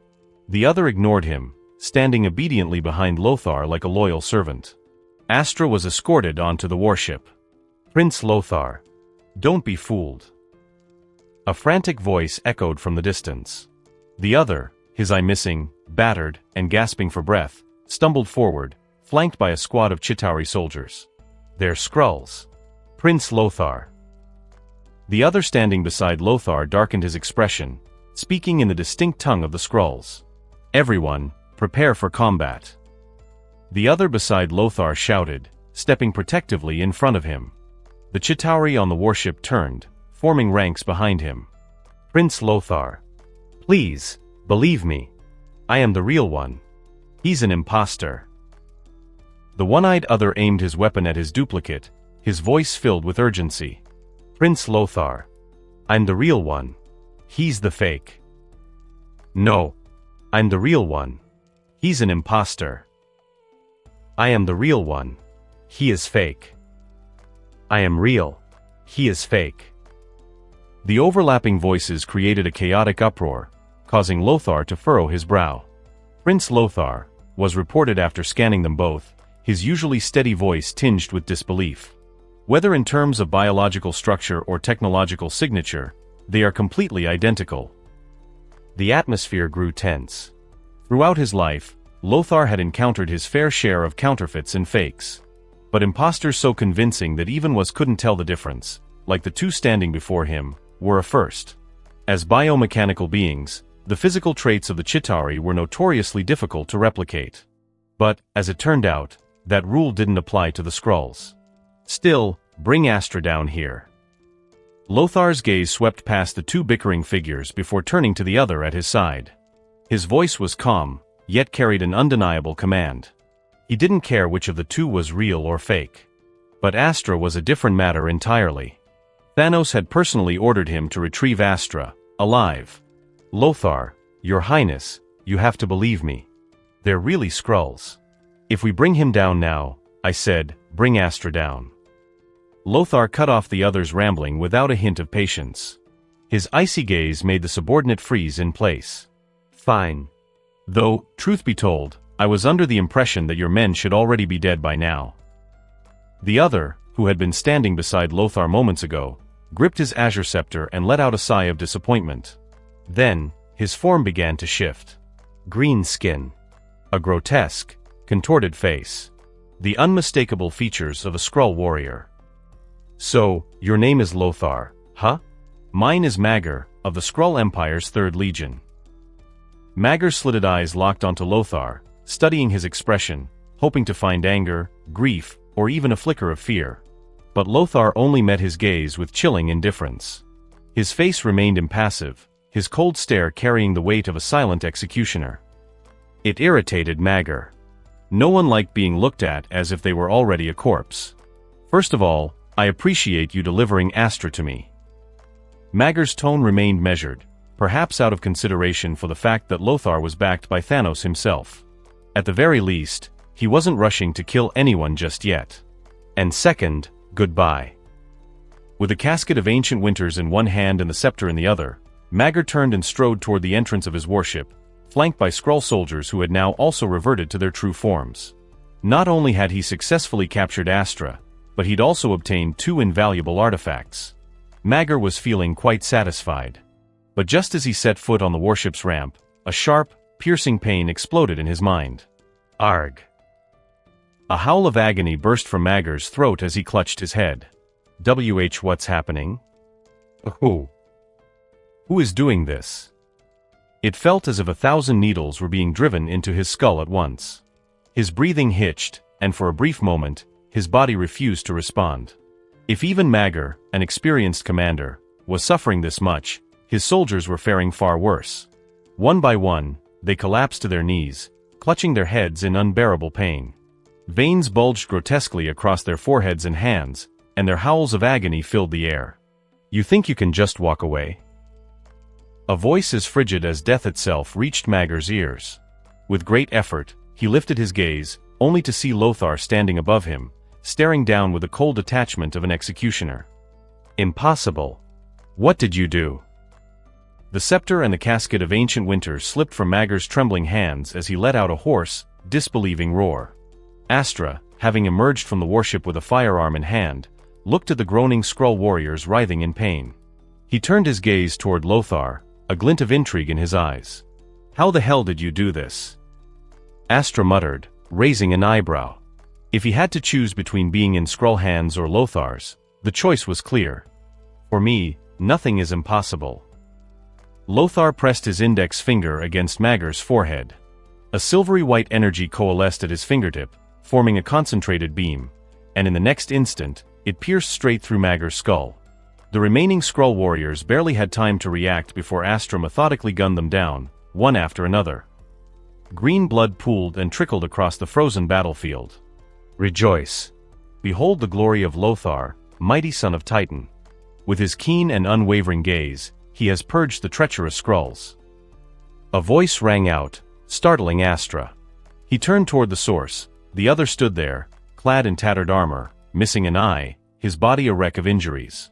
Yet, he ignored his own condition, his voice reverent as he sang Lothar's praises. Your subordinates. Are they always like this? Astra asked, tossing his weapon aside in amusement. Was. Disengage the electromagnetic field. As you command, Prince Lothar. Lothar ignored Astra completely.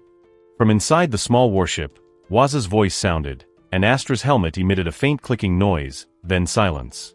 Lothar glanced at Astra and, without a word, yanked him into the ship. With that, the group returned to the small warship.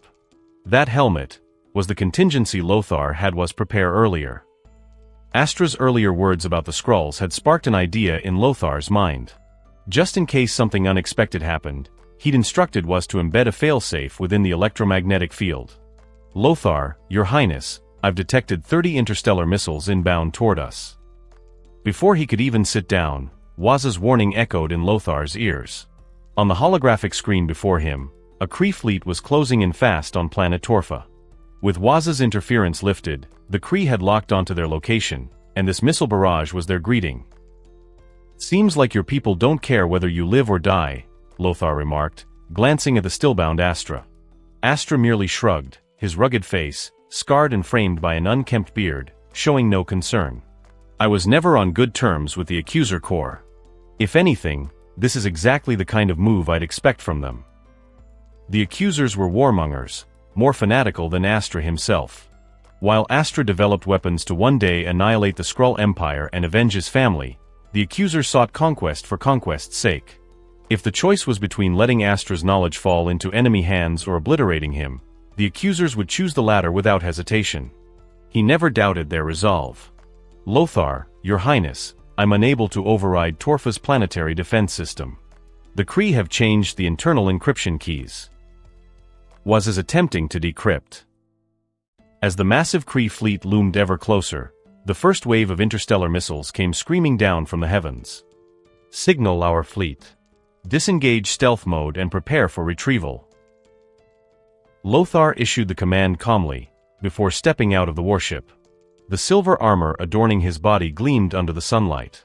A surge of immense energy erupted from within him, an invisible force rippling through the air, howling and roaring like an unchained beast.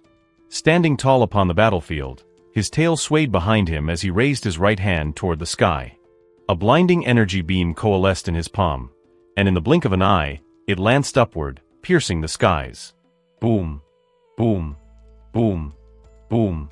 Boom! Explosions rocked the sky, shaking the very fabric of reality. The real battle had only just begun. The fireworks bursting across the sky were breathtakingly brilliant, yet in the eyes of Accuser Rob, they were nothing short of an eyesore.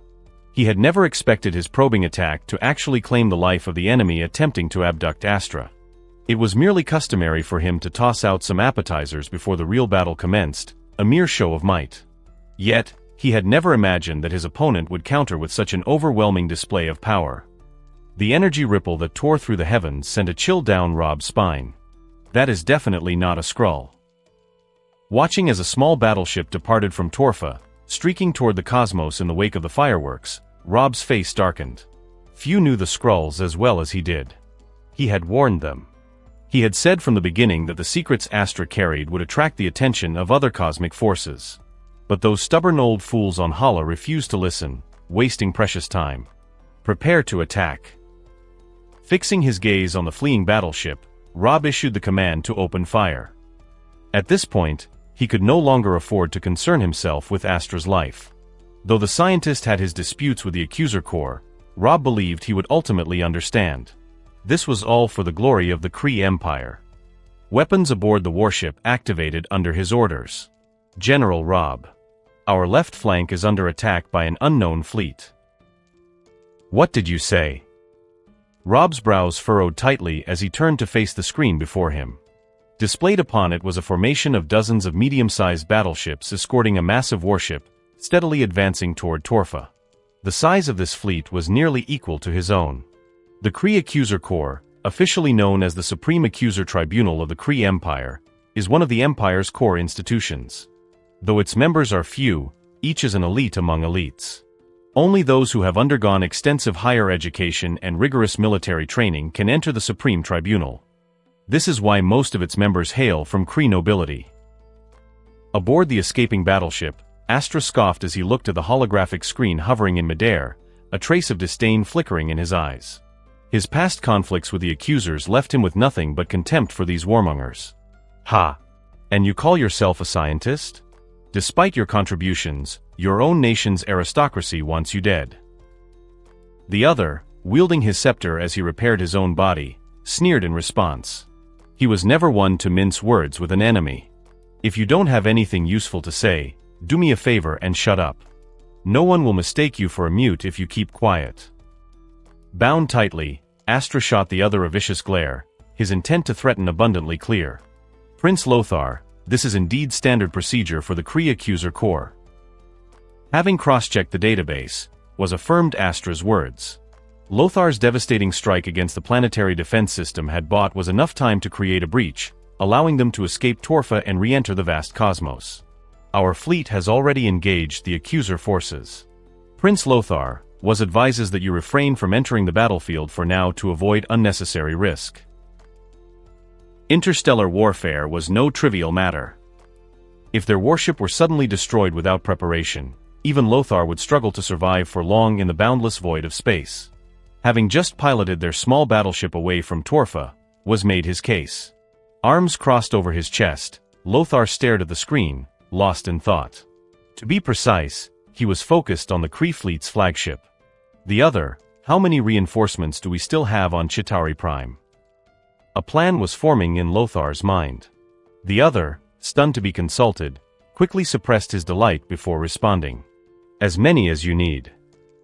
I don't need your opinion. Deploy the Chitauri fleet for an all-out assault. Disrupt the Kree fleet's formation. Also, open hatch 3. As you command, Prince Lothar. Without hesitation, executed the order. Meanwhile, Lothar strode toward hatch 3. It was time for him to do what he did best, decapitate the enemy leadership. A headless army, no matter how disciplined, could not stand in his way. Boom. A surge of invisible energy formed a protective barrier around Lothar as he leaped out of hatch 3. Pushing off from the battleship with a powerful kick, he shot forward like an arrow loosed from a bow, heading straight for Accuser Rob's flagship. What is he trying to do? Commit suicide. Astra gawked in disbelief at Lothar's actions from the battleship. Silence. A mere mortal like you could never comprehend the intentions of the great Prince Lothar. Ever loyal to his master, the other snapped, all while taking the opportunity to heap praise upon Lothar. What a bootlicker! Bound hand and foot, Astra had no choice but to hold his tongue. Instead, he turned his attention back to the screen, watching the lone figure nearing the flagship. General Rob, we've detected an extremely powerful energy source rapidly approaching. An energy source? Yes, it appears to be. No, it is a person. Preoccupied with the Chitauri suicide attacks, Rob instinctively turned his head and saw a lone figure piercing through the chaos of warships, now floating before his flagship. You don't need to report any further. I see him. Instinctively gripping the warhammer at his side, Rob stepped toward the window, staring at the Mun outside. Expression cold, gaze indifferent, the Mun regarded Rob with the aloofness of a god looking down upon a mere insect. Someone tell me, who the hell is he? Clutching his warhammer tightly, Rob murmured to himself, eyes locked on the figure wreathed in golden flickers of energy. Energy surged through Lothar's body, allowing him to hover before the flagship. The invisible shockwaves of power surrounding him gleamed with occasional flashes of gold. Against the backdrop of the infinite cosmos, his presence was nothing short of dazzling. Perish. Lothar raised his hand. A massive concentration of energy coalesced at the tip of his extended finger. With a mere flick, a single beam of light pierced through Rob's chest. Blue blood streamed down his dark armor, while the flagship's compromised engine triggered its self-destruction. Rob's warhammer slipped from his grasp, vanishing into the depths of space along with his disintegrating warship. Boom. Rejoice. The mighty Titan's son, Lord of the Chitauri, Prince Lothar has revealed his supreme power. All who stand against him shall be annihilated. The light that dances at your fingertips is the faith we hold eternal. The other's fervor was infectious. His zeal, amplified by the cerulean scepter, sent a wave of exhilaration through every Chitauri soldier, driving them to self-detonate. The relentless onslaught shattered the Kree fleet's formation into disarray. Oh, you really are a sycophant. That was the most nauseating speech I've ever heard. Tied up and slumped against the floor, Astra rolled his eyes as chills ran down his spine. Shut up. After venting his excitement, the other turned around and shot a vicious glare at Astra, who looked as though he was about to comment. What do you know? This is a moment of glory for Prince Lothar. As his most loyal subordinate, it is my duty to record these moments. The other's face was filled with unprecedented seriousness. To achieve this goal, he was racking his brain for the perfect words of praise. After all, repeating the same phrases over and over would make him seem uncultured. As someone who prided himself on being Lothar's most devoted follower, the other absolutely could not allow anyone to question his level of sophistication. For this reason, he planned to learn from Ebony Maw. They were both in the business of singing praises, but Ebony Maw's flattery toward Thanos was cultured, eloquent, and never repetitive. He was a role model worth studying. Whatever makes you happy. Astra wanted to say something, but in the end, he swallowed his words. Even he could tell that this Lothar didn't care much for the other. There was no way the other himself didn't realize it. You can never wake someone who pretends to be asleep, just like how, back then, no one could stop him from acting out after drinking fake liquor. But Astra's gaze shifted away from the other and landed on the screen, where Lothar was already making his way back to the ship. For the first time, a trace of solemnity flickered in his eyes. This was the first time he had shown such an expression since being taken hostage, though it vanished in an instant, too brief for the other to notice. With nothing but a single extended finger, Lothar had completely erased a high-ranking member of the Kree Accuser Corps, along with their massive warship, reducing them to mere space debris adrift in the void. This Lothar.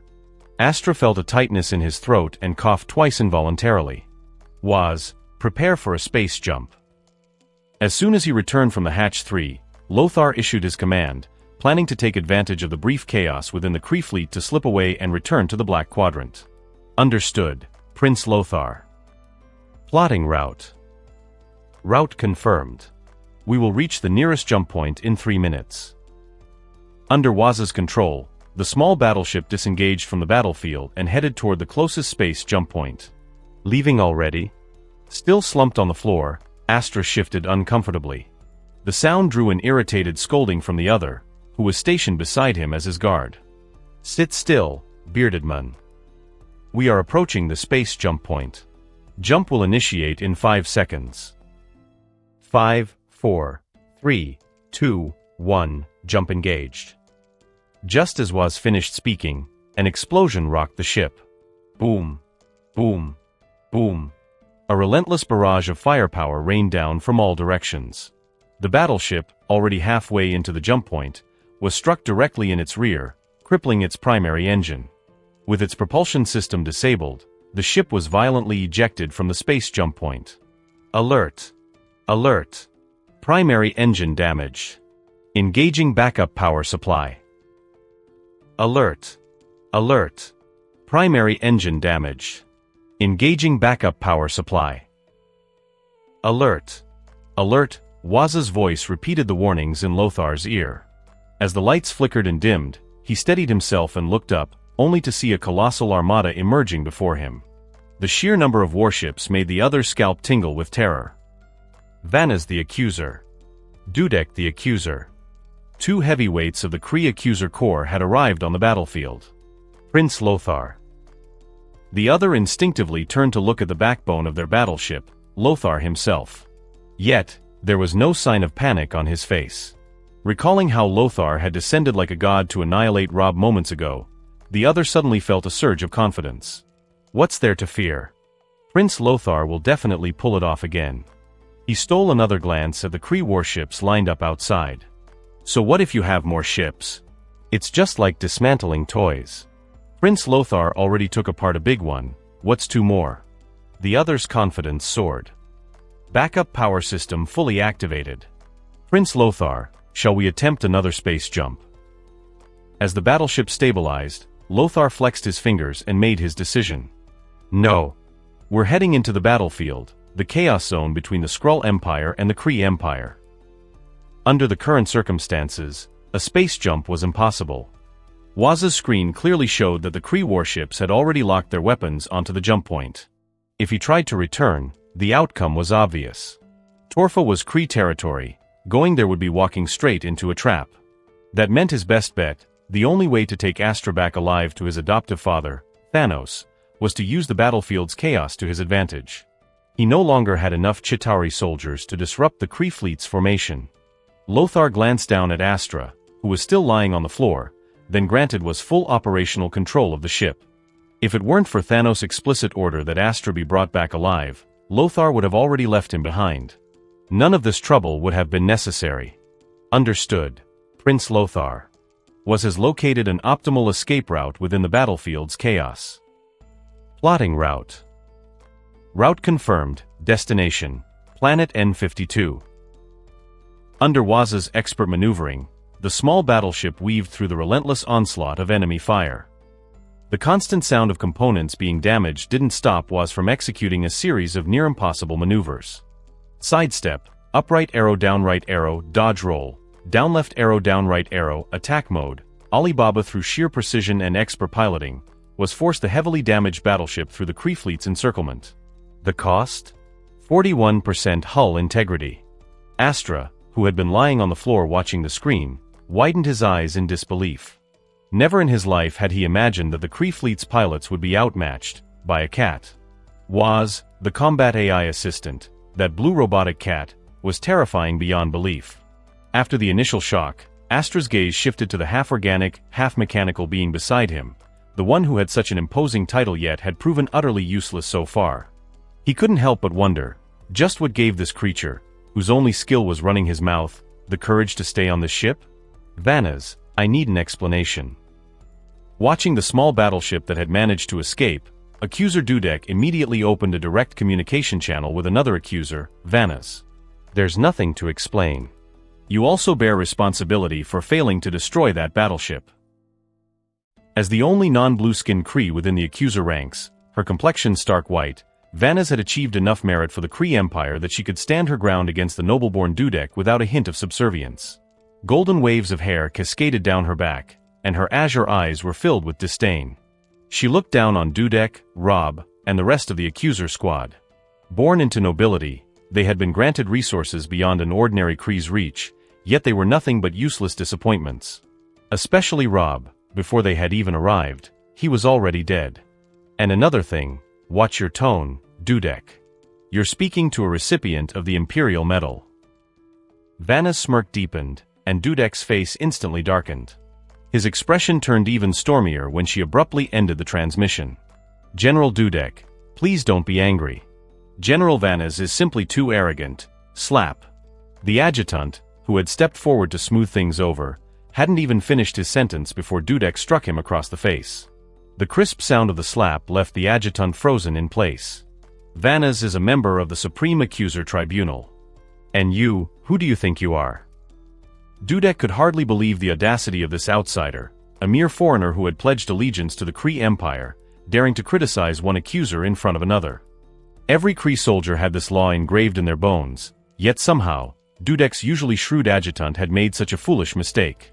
His aristocratic features twisted in frustration as he clasped his hands behind his back and issued an order to retrieve Rob's remains. As a fellow noble of the Kree Empire, Dudek could not bear the thought of his old friend's corpse becoming mere space debris. Dudek, listen, I've already decided on my future grandson's name. Your son isn't even born yet, and you're already thinking about your grandson's name? Of course. I'm going to name him Ronan. What do you think? Not bad, right? The memory of that conversation played in Dudek's mind, an old friend, a battlefield on Xander, laughter shared in the midst of war. He exhaled a long sigh, his gaze lifting toward the brilliant expanse of the universe. Target detected near planet N52, General Vanas. While Dudek's fleet busied itself retrieving Rob's body, Vanas had not been idle. Pull up all available data on planet N52. Now. Yes, General Vanas. According to the records. According to the records, planet N52 was once a lush and resource-rich world, peaceful, prosperous. But when war broke out between the Kree Empire and the Skrull Empire, everything changed. Due to its strategic location, N52 was drawn into the conflict. The war ravaged its lands, shattering its tranquility. Leaderless, the planet quickly became a haven for space raiders, plunging it into utter chaos. As hordes of ruthless bandits and fugitives seized control, 7 particularly notorious individuals rose to prominence. Possessing extraordinary power, these 7 established their own factions. Realizing that constant infighting would be counterproductive, they temporarily set aside their differences and formed an alliance, one that managed to stabilize N52's chaotic state, if only slightly. They named their coalition the Justice League, believing they had restored a semblance of order to the planet, a righteous act, in their view. Later, however, the Mun code-named Hunter was defeated by a mechanical life form. After vanquishing Hunter, the machine gathered his former subordinates, expelled him from the League, and took control, leading to the current status quo. This is the situation on planet N52, Lord Lothar. Aboard the small battleship now docked on N52, Lothar gazed out at the desolate ruins of a city. Waz's voice echoed in his ears as he relayed the extracted data. Justice League. Lothar scoffed, crossing his arms as he surveyed the barren wasteland. His sharp eyes locked onto the holographic profiles of the 7 so-called leaders, filled with nothing but disdain. In truth, they have a more fitting name, Astra remarked, downing a gulp of alcohol. Freed from his restraints, he wiped his mouth with the back of his hand as he eyed the 7 figures projected on the screen. The Injustice League. That's what we Kree call them behind closed doors. After all, from both the Kree and Skrull perspectives, these 7 were anything but just. Every single one of them had committed untold atrocities, their hands stained with the blood of countless victims.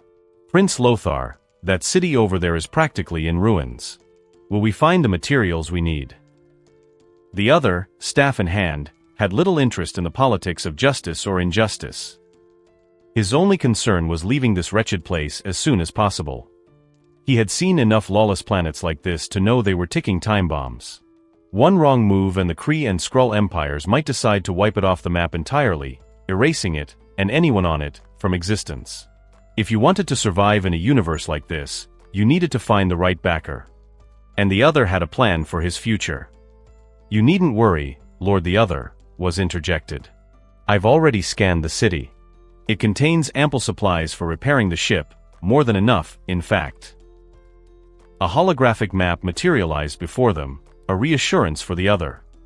According to Waz's calculations, the Kree fleet will arrive at planet N52 in 10 minutes. Lord Lothar, Waz suggests we conceal the battleship to avoid detection. Who leads this place? Lothar tapped his index finger against his arm as he asked. A woman named Diana, Waz replied. 6 of the 7 holograms vanished, leaving only the image of the lone female leader reflected in Lothar's eyes. Waz, install a self-destruct protocol on the ship and wipe all classified data. Set the activation to manual. Engage stealth mode, but leave just enough of a signature to be noticed. A dangerous smile crept onto Lothar's lips. He had a bolder plan. If he wiped out the Kree forces here, he could safely return Astra to the Black Quadrant. But before executing that plan, he needed a new battleship. If you ask me, you should just give up. There's no way you can get me out of here with the Accuser Corps surrounding us. Outside the warship, Astra took a deep drag of an H-91 Star Specialty, exhaling a cloud of smoke as he stretched and loosened his muscles. He glanced at the robotic cat installing the self-destruct program on the warship and shook his head. No one could escape the Kree Empire's iron grip, not even Lothar, the son of Thanos. The only exception would be if Thanos himself intervened, but that would mean the Black Quadrant officially declaring war on the Kree Empire. Would the entire Black Quadrant and the Kree Empire really engage in an intergalactic war just because of him? Astra knew better than to think he was that important. He was well aware of his own worth. The secrets he carried might hold some value to Thanos, but they were nowhere near enough to warrant a full-scale war against the Kree Empire. The risk-to-reward ratio simply didn't add up. The Kree weren't some pushover faction that Thanos could crush on a whim. Shut your mouth, Scruffy Beard. Don't lump Prince Lothar in with the worthless fools you've encountered before. The other, Lothar's loyal subordinate, shot Astra a menacing glare. The radiant glow of the scepter in his hand dimmed slightly compared to before. Data purge complete. Self-destruct program concealed. Would you like to activate the cloaking function now? Activate it. With a press of his palm against the holographic screen, Lothar granted the necessary authorization. Was instantly transformed into a silver-white bracelet and wrapped itself around Lothar's right wrist. The massive warship before them slowly faded from view. Lothar made no effort to erase the traces of its crash landing. Move. Without a second thought, Lothar abandoned the small battleship that had accompanied him through countless campaigns. His cold gaze shifted toward the ruined city in the distance. Raising his hand, he activated the holographic interface on his bracelet and began charting a course. He needed a new warship, or, at the very least, a vessel capable of spatial jumps. Unfamiliar with this territory and unwilling to waste time, Lothar set his sights on one of the 7 overlords ruling this sector, interstellar pirate Diana. As one of the most powerful figures on planet N52, Diana, with her pirate origins, was almost certain to have access to a ship capable of interstellar travel. Is currently plotting a course for you. Insufficient road data. Unfortunately, was unable to generate an exact route this time. The information on planet N52 stored in Ebony Maw's database was sparse at best. The fact that the database even contained details on the 7 overlords was a testament to Ebony Maw's thoroughness.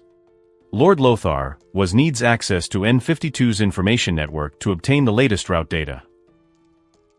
The loading screen continued to spin without progress. Lacking the necessary data, marked a potential location, a place where it could acquire the information it needed, the information tower. The information tower was a landmark on planet N52, serving as the central hub for data exchange among the 7 overlords. Each overlord's domain housed one, and rumor had it that they were all crafted by none other than Batman, one of the 7 overlords himself. If they could infiltrate the tower, would be able to access all the data they required, including the precise locations of the 7 overlords. Had already pinpointed the tower's location and charted a route. The other, gripping his scepter and carrying the casket of ancient winters on his back, hurried after Lothar. Astra, taking a swig from a small bottle of blue dream liquor, let out a satisfied burp and leisurely followed behind. Since escape wasn't an option, he might as well enjoy the journey. Astra had always had a laid-back attitude. So this city isn't just a wasteland after all. As Lothar stepped into the city, the other observed the bustling entertainment district lining the streets with curiosity. Under the hazy neon glow, female extraterrestrials showcased their unique charms, hoping to empty the pockets of passing outlaws. Anyone walking by could receive their enticing invitations. The other hesitated, uncertain if they were on the right path.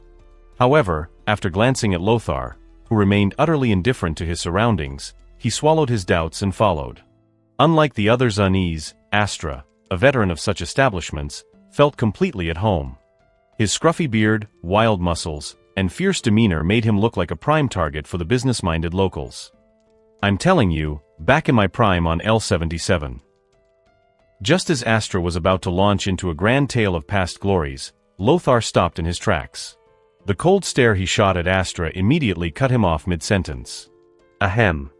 I'll just hang out by the door. Not going in. Not going in. Astra coughed twice, though his expression showed no embarrassment whatsoever. You 3, this must be your first time on planet N52, right? A seasoned hostess strutted up to Lothar, flaunting her voluptuous figure with practiced ease. Having spent years in this trade, she didn't even flinch at the sight of the other's grotesque visage. If it's your first time, why not come inside for a little fun? No charge. Really? Astra's eyes widened in surprise. The exotic woman before them had black hair, golden eyes, pale skin, and a fluffy tail swaying behind her. I can't speak for other places, but here, I can vouch for it. She patted her chest confidently. And if you need, we also offer a 3-day guide service to help you integrate into this free, open, and chaotic planet. Of course, the guide isn't free. We have to make a living, after all. But trust me, if you hire us, you won't regret it. The woman's smile widened. She loved customers like Lothar, ones who still relied on maps to navigate. And judging by his silver armor, which practically screamed high-quality craftsmanship, this was shaping up to be a lucrative business opportunity. You know this planet well? Of course. I've lived here for 40 years. Where is Diana? What? The woman blinked, caught off guard. You're looking for me? Could it be that after 130 years, her enemies had finally tracked her down? Madam, I believe there's been a misunderstanding. The one he's looking for is Pirate Queen Diana, not you. Astra raised an eyebrow, watching the woman before him with amusement. Same name as Diana? What were the chances? Queen Diana? My apologies, I seem to have misunderstood. Upon learning that Lothar and his group were searching for the queen who shared her name, the alien woman immediately abandoned any ideas she had entertained. Whatever business they had, if it involved that woman, it was beyond her to meddle. She was merely a parasite surviving on N52, drifting through life. Getting entangled in a storm of power plays among figures like these was unnecessary. Though her guilty expression flickered only for a moment, it did not escape Astra's keen eyes. Apologies, but the queen is always elusive. I have no idea where she is. The woman wisely chose to retreat, only to find that the Mun before her had firmly gripped her shoulder, rendering her immobile. You're lying. Now, tell me where Diana is.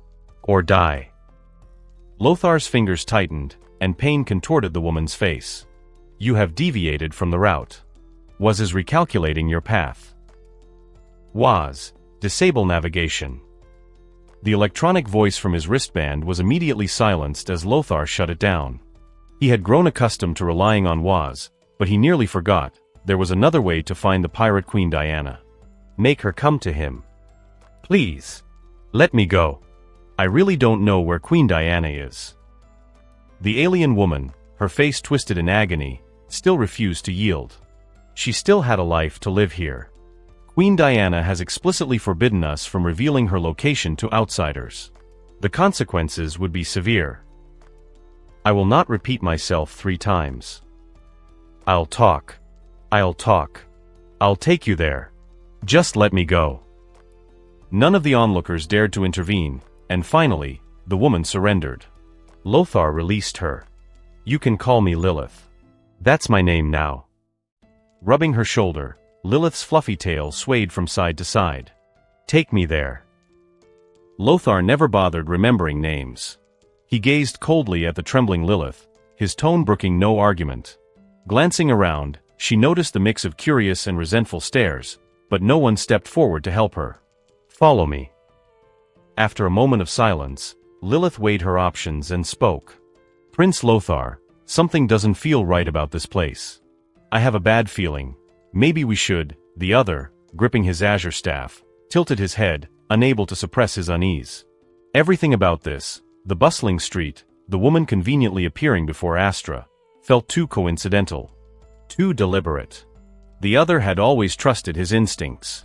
But Lothar ignored him and instead followed Lilith toward Diana's location. Come on, what are you hesitating for? Astra, sipping his drink, Blue Dream, glanced at the other, chuckled, and leisurely trailed behind. Crossing the street, turning corners, after 72 minutes of silence, they arrived. A luxurious manor stood in stark contrast to N52's dilapidated surroundings. Scarlet petals drifted in the air as Lothar stepped forward, yet none could stain him with their color. Seated upon a throne, a woman opened her eyes as the doors swung wide. One of N52's 7 overlords, Pirate Queen Diana. Your Majesty, I have brought them. Lilith knelt before Diana, no longer a trace of her former fear. You don't seem surprised at all. Diana twirled a golden whip between her fingers, her gaze playfully locking onto Lothar. Your tricks bore me. Lothar smirked in disdain. He raised a hand toward Lilith. A beam of energy shot from his fingertips, piercing straight through her chest. Now that he had achieved his goal, the woman who dared deceive him no longer had a reason to exist. If even the other had sensed this setup, how could he not? Whatever game Diana was playing, Lothar didn't care. He only wanted her warship. Oh. Diana narrowed her eyes at Lilith's corpse, her expression unreadable. Prince Lothar.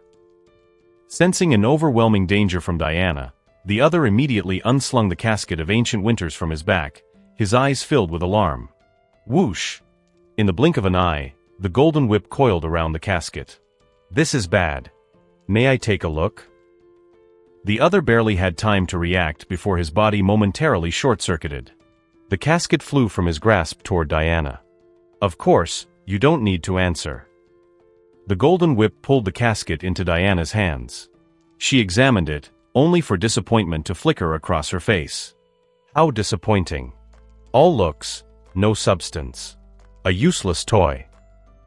She casually tossed it back.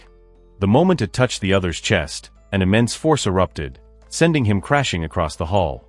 Mechanical parts scattered. Blood seeped from organic tissue. The other struggled on the ground, barely able to move. Prince Lothar. He raised a trembling hand toward Lothar, his broken form enough to make Astra wince. Now then, stranger, it's time for your introduction. And you'd best make it interesting, or your fate will be the same as your subordinates.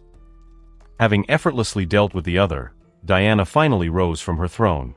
Her long legs carried her forward in a hypnotic rhythm. When she stood before Lothar, her smile sent chills down Astra's spine.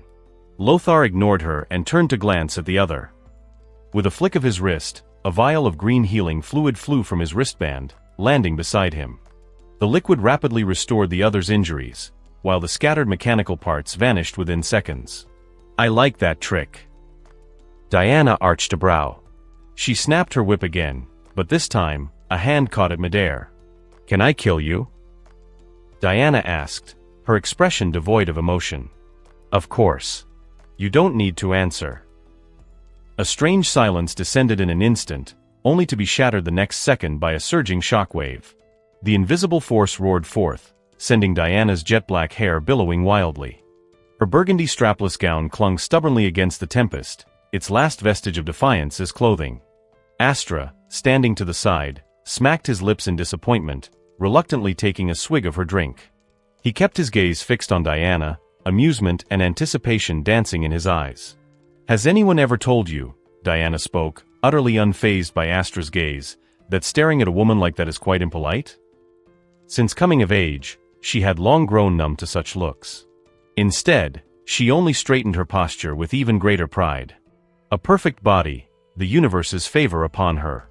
"My father always said that in battle, there are no men or women, only victors and the defeated." Lothar's lips curled into a disdainful smirk. His grip on the golden whip tightened as his left hand clenched into a fist, driving it straight toward the proud woman standing before him. If words wouldn't work, then he'd simply beat her into submission. His approach was simple. The decisiveness of his strike made Astra shake his head, clicking his tongue in mock disapproval as he watched. "I hate that saying. You know why? Because it reminds me of that old bat next door." "Of course, it's not wrong," she continued. "I just don't like your tone. So now, let me teach you how a mun should speak to me. How a mun should speak to a queen. Kneel." A tidal wave of power erupted from Diana's body. The sheer force coalesced around her, manifesting into a dazzling royal sword that slashed toward Lothar's shoulder. It moved so fast that even the other's cybernetic network failed to track it. Clang! The metallic clash rang through the vast hall, jarring in its sharpness. The energy shockwave sent up a storm of dust, catching both the other and Astra off guard, hurling them backward and shattering the overhead lights. Landing on his backside, Astra winced in pain. Damn, that energy output. A few more hits like that, and I might qualify for Torfa's best rear contest. When did every stray cat and dog start calling themselves kings? The battlefield lay in ruin. Lothar stood unfazed, 2 fingers pinching the golden sword mere inches from his shoulder. His expression radiated nothing but disdain. That level of power, at best, it was the equivalent of 2 Hellas. Hardly a threat. To make him feel true danger, it would take at least 3. His father always said his evolution outpaced light itself. With a sharp snap of his fingers, the massive golden blade shattered instantly. Shards of golden energy rained upon Lothar's shoulder. Sensing imminent danger, Diana launched herself backward, but she was still too slow. The golden whip's circular shield failed to hold up. Lothar's powerful leg swept through both it and Diana's abdomen. In a heartbeat, Diana felt as though something had pierced straight through her. The searing pain tore a gasp from her lips, blood dripping from the corner of her mouth onto the ground. Impossible. Diana stared at the shattered shield beside her, wiping the blood from her lips. Her eyes widened in shock. That was a sacred relic, worshipped for generations in her homeland, unbreakable, they said. My father said, Lothar stepped forward, his silver battle boots gleaming under the shattered lights, that in this universe, nothing is truly impossible. He pressed his foot down on the golden shield, towering over the fallen queen, his gaze cold as the void. Whether it was from pain or humiliation, Diana's face flushed red. She wanted to speak, but the words that escaped her mouth carried a different tone than intended. Who are you? What do you want on planet N52? I have no interest in your barren little world, Lothar crouched down, gripping Diana's delicate chin, forcing her to look into his eyes. Now, tell me, where is your warship? Lothar was pleased. This was the natural order. Power ruled. Your Highness Lothar, Our warship has been detected by the Kree, a sudden voice chimed in from Lothar's wrist communicator. In an instant, the projection of the blue robotic cat, Waz, materialized before him. With a flick of its tiny paw, a holographic screen displayed an image of Kree soldiers. Leading them was a blonde-haired, blue-eyed woman. Accuser Vanis. Diana immediately recognized the woman at first glance. I see, so you've managed to offend the Kree? Having dealt with the Kree Empire frequently, Diana was well acquainted with its Supreme Accuser Tribunal. No, something doesn't add up. Her brows furrowed. With your strength, one Vanis shouldn't be enough to stop you, even with an entire fleet. Unless, there's something else holding you back. Has anyone ever told you, Lothar's grip on Diana's chin tightened, drawing a small whimper of pain from her lips, that you talk too much? Your Highness Lothar, the Kree fleet has arrived in planet N52's orbit. Your Highness Lothar, another massive fleet has appeared on the opposite side of the Kree. Preliminary analysis identifies them as the Skrull Empire's forces. Waz's back-to-back warnings made Lothar's brow furrow deeply. You managed to provoke both the Kree Empire and the Skrull Empire at the same time? Diana's lips curled into a smirk. I take back what I said earlier. Now, you do seem like a mun. To have both empires deploy such enormous fleets simultaneously, she was genuinely curious now. Just what had this man named Lothar done? Desecrated the Kree ancestors' graves? Or plundered the tombs of the Skrulls' forefathers? Given the history of planet N52, those were the first explanations that came to Diana's mind. Since their agreements with both empires, this was the first time their fleets had appeared over N52 together. I told you, you're not getting me off this planet, Astra sighed dramatically, rummaging through his belt for another bottle of liquor. When he came up empty, his expression turned even more somber. Damn. Where's all the booze gone? Shut your mouth. No one's going to mistake you for a mute just because you stay silent. The other, ever loyal to Lothar, shot a vicious glare at Astra, who was sighing at an empty bottle of liquor. Though deep down, the other also harbored thoughts of advising Lothar to abandon this mission. From the projections displayed by Waz, the combined fleets of the Kree Empire and the Skrull Empire had mobilized an alarming number of warships, not a force to be taken lightly. The other even feared that, in a fit of rage, these two empires might join forces to completely obliterate planet N52. After all, Waz's previous scans indicated that this planet was not resource-rich and lacked even the most basic planetary defense system. The Kree and Skrull fleets, they're after you? Diana, now able to catch her breath after Lothar finally released her chin, caught a flash of astonishment in her eyes upon hearing Astra's words. Did you desecrate the Kree's ancestral tombs? Screw you. Astra flung the empty bottle at Diana's face without hesitation. I'm a proper, full-blooded Kree. If I were to dig up anyone's ancestors, it'd be those damn Skrulls. Perhaps because he had been so effortlessly overpowered by Lothar, Astra felt little reverence for the infamous pirate queen. In fact, he even harbored the illusion that, given the chance, he could take her on himself.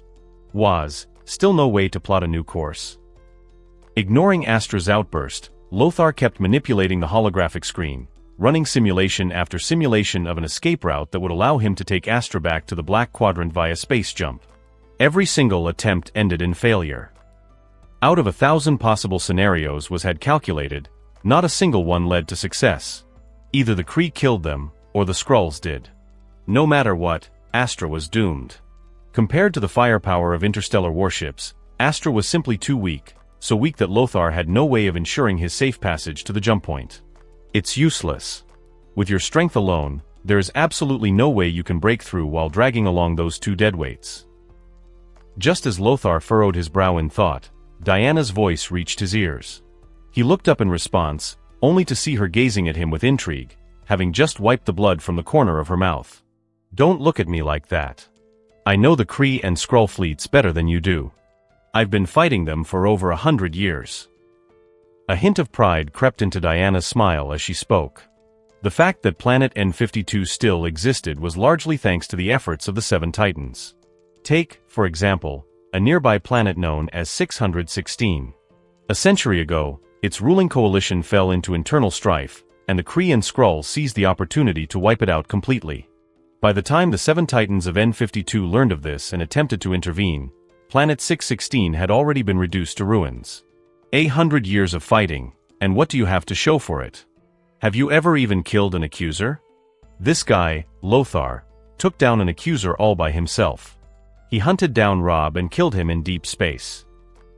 Astra sneered mercilessly, dismissing her achievements.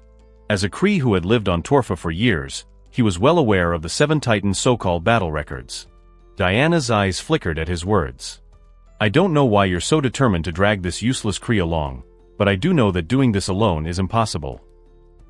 She shot Astra a quick glance, then extended her right hand, raising a single finger in front of Lothar with a dazzling smile, one that momentarily dazed Astra.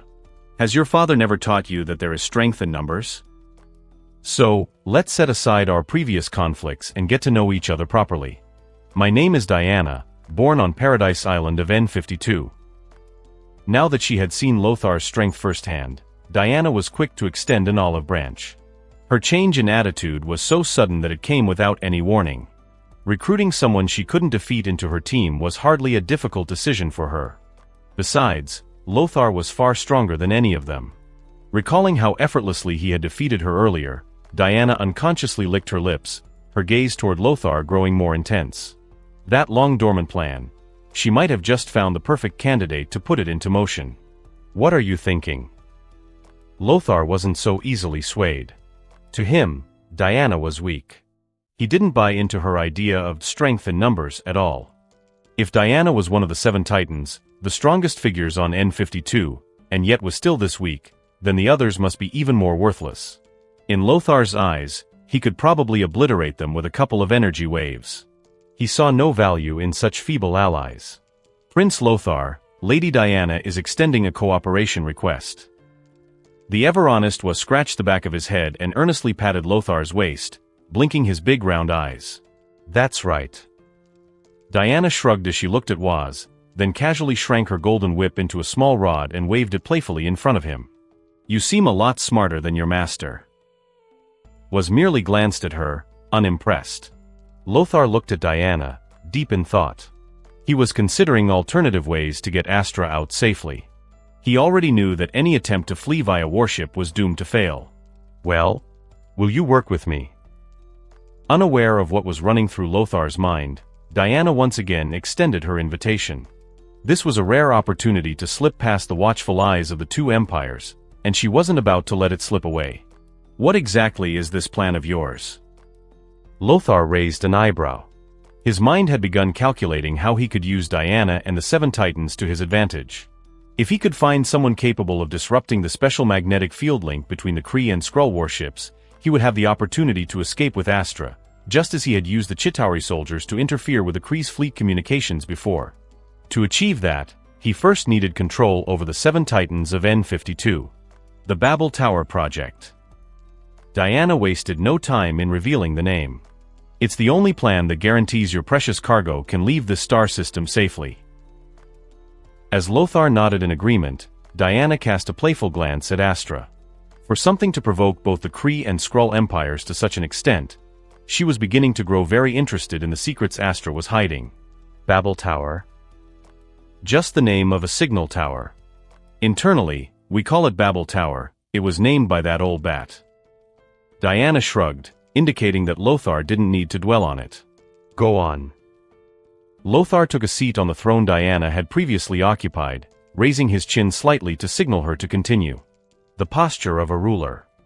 Diana's eyelid twitched involuntarily, her chest surging with suppressed anger. But knowing she was outmatched, she swallowed it down. The signal tower, also known as the Babel Tower, was constructed by Batman Bruce, one of the Seven Titans of Planet N52. Each of the Seven Titans had one within their respective territories, forming the entire N52 interstellar communication network. On most days, the Seven Titans rarely appeared in the Babel Towers. However, now that the outer regions of N52 were witnessing the arrival of two massive Imperial fleets, the Kree Empire and the Skrull Empire, the Titans could no longer sit still. Their holographic projections began appearing one by one in the upper conference room of the Babel Tower. What the hell is going on? Why are the Kree and Skrull fleets here?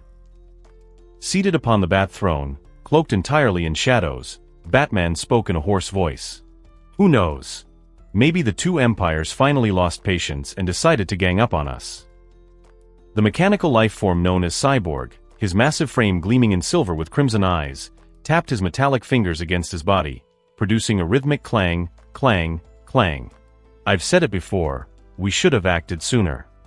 If we had, we wouldn't be in this mess right now. The disheveled and bearded Aquaman, bare-chested and gripping his uniquely crafted trident, let out a cold snort. And why didn't you volunteer back then? Let's be real, you were just afraid to die. That trident of yours is better suited for eating fish than fighting battles. The one speaking was Green Lantern, his entire figure draped in an emerald glow, green skin, green robes, even green hair. As he sharpened his mystical ring against a whetstone, his words dripped with mockery. Eating fish is still better than getting your wife stolen. You looking to die, fishmonger? Better than having your wife out selling herself. Enough, both of you.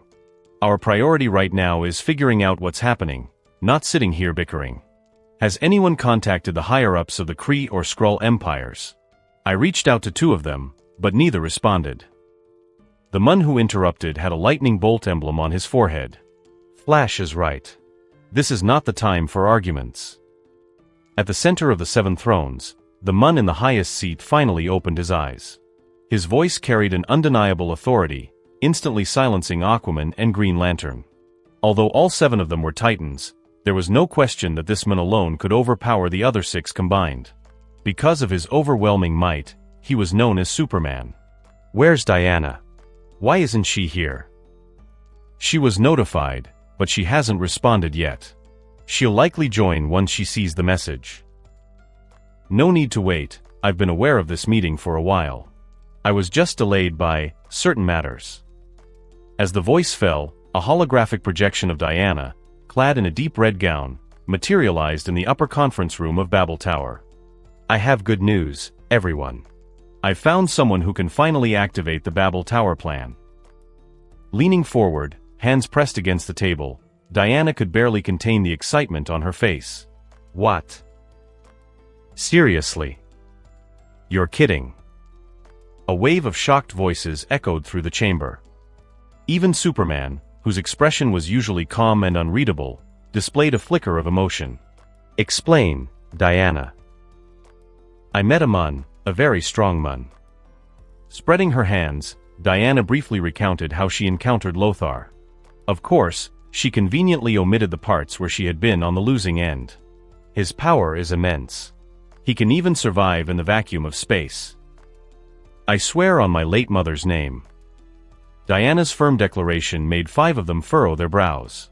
Only Superman, sitting at the head, remained silent, lost in thought. Even if what you say is true, why would he help us execute the Babel Tower plan? Batman was the first to voice his skepticism. If such a powerful individual truly existed, he would be far beyond their reach. They had no leverage to force him into their scheme. The Babel Tower plan had been devised a century ago as an escape strategy. 100 years prior, they had signed a peace agreement with the Kree and Skrull empires, offering N-52's planetary core as collateral in exchange for survival. But it was after this pact that the Babel Tower plan took form. Once the core was bound to the Titans, their lives were directly tied to the planet itself. If the Kree or Skrulls destroyed the planetary core, all 7 of them would perish. No one liked having their fate controlled by others. Thus, the 7 Titans came up with an audacious plan. They would move N-52 itself, escape the system with the entire planet. The calculative Batman first proposed the idea, designing the propulsion systems and constructing 7 Babel Towers as secondary control hubs. Each Titan had a vital role to play. Cyborg installed the propulsion system in the Eastern Hemisphere and monitored its power output, while Green Lantern maintained the magical shielding around the engines. Flash and Superman stood as the first line of defense, protecting the planetary core, while Diana, the Queen, used diplomacy to mislead the Kree and Skrull leaders, keeping them distracted until the plan was ready to unfold. It was a flawless plan, except for one fatal flaw. They needed a navigator. A guide who would remain outside N-52, leading the planet to safety. This navigator had to be immensely powerful, because once the Kree and Skrulls noticed N-52 shifting course, they would immediately send fleets to intercept. Not only did the navigator need to survive in deep space, but they also had to battle entire warships alone. None of the 7 Titans fit this role. The only one who had been capable was the former Titan hunter, but he had perished when Cyborg usurped him. For a century, this missing piece had prevented the plan's execution. But now, the situation had changed. Diana had met Lothar, a being capable of moving freely in space, annihilating warships with a single strike. A perfect candidate for the navigator. Don't doubt me, old bat. Diana leaned back in her chair, a triumphant glint in her eye. Lothar's weakness was obvious: Astra, the Kreeman he was determined to protect. It was evident from his every action. Batman fell silent. How could he forget? Diana had once earned a rather infamous title, Wonder Witch. Prince Lothar, after Waz's calculations, the plan is indeed viable. The moment N-52 detaches from its orbital path, the resulting shift should break through the Kree and Skrull blockade. Inside Diana's manor, the robotic Waz projected the computed results before Lothar. The simulation was promising. But it came with one deadly caveat: Lothar would be at risk of injury, or death. Given that Lady Diana failed to mention these risks, Waz advises you to consider a safer alternative. While bringing Dr. Astra home is important, Prince Lothar, your safety must come first. Relax, Waz. I have my own plans. Lothar waved his hand, closing the projection. Staring at the densely packed warships on the screen, he recalled Diana's explanation of the Babel Tower plan. A cold smile formed on his lips. His fingers tapped rhythmically against the throne's armrest, his eyes gleaming with bloodthirsty anticipation. Who was really using who? That remained to be seen. Waz. Beyond the N-52 star, the Skrull Empire fleet loomed. At its helm, General Orgus stared at the planet displayed on the screen, his gaze flickering with uncertainty. He had considered the possibility that his trusted enforcer, Maggor, might fail, but never had he expected Maggor to perish on this mission. And all because of someone on that planet. General Orgus, based on the information extracted from Magma's mind, the one who abducted Astra is named Lothar, hailing from the Centauri system. Lothar? Centauri? You mean Thanos Centauri? Orgus turned, folding his arms, a hint of confusion in his voice. The Centauri system was a considerable distance from N-52, even farther from Torfa. Yes, sir. This Lothar is Thanos' son. The general furrowed his brows, his expression growing more serious as he processed this revelation. Initially, he had assumed some lowly space pirate had gotten involved. But now, the truth was far more complicated. The son of one of the most feared warlords in the universe had entered the fray. General, if Thanos, there is no if. Orgus cut off his officer mid-sentence. Thanos' reach does not extend this far. This is not his playground. Orgus scoffed, his words laced with unwavering confidence in the Skrull Empire's military might. What did it matter if this was Thanos' son? He could feign ignorance. The secrets Astra carried belonged only to the Skrulls. General, incoming communication from the Kree. Orgus frowned at the comms officer's report. Soon, the massive display lit up, revealing the blue-skinned face of his old nemesis, Accuser Dudek. Well. What a rare occasion. You're actually reaching out to me first. Orgus, this is not a place for your kind. Dudek's tone was calm as he absent-mindedly wiped his warhammer clean. That warhammer, wasn't it Rob's? How did it end up in your hands? Oh, right. Rob's dead. Orgus smirked, wasting no time in driving the dagger deeper. Rob's death was still a sore wound for Dudek, and he knew it. Astra is Kree. He is not yours to take. Simple. Let my men see him, and we'll leave. I promise we won't take him away. How did you even learn about Astra? Who knows? Maybe one of your scientists got drunk and spilled the secret. You, cut the transmission. Now. Orgus waved a dismissive hand. He had no patience for verbal sparring with Dudek. Who did Dudek think he was? Did he truly believe he could dictate terms here? After all these years, the accuser still clung to his delusions of superiority. General, incoming transmission from N-52. Identified as Diana. Finally, a slow grin spread across Orgus' face. His fleet was positioned here for a reason. It was never about conquering. It was about forcing the Kree's hand.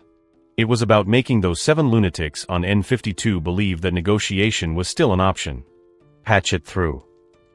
Prince Lothar was managed to intercept only the final portion of the transmission. On N52, inside Diana's grand estate, Lothar sat upon her throne, fingers idly tapping against the armrest. He gestured for Waz to proceed with decoding the message. The transmission crackled, revealing a low, sinister voice.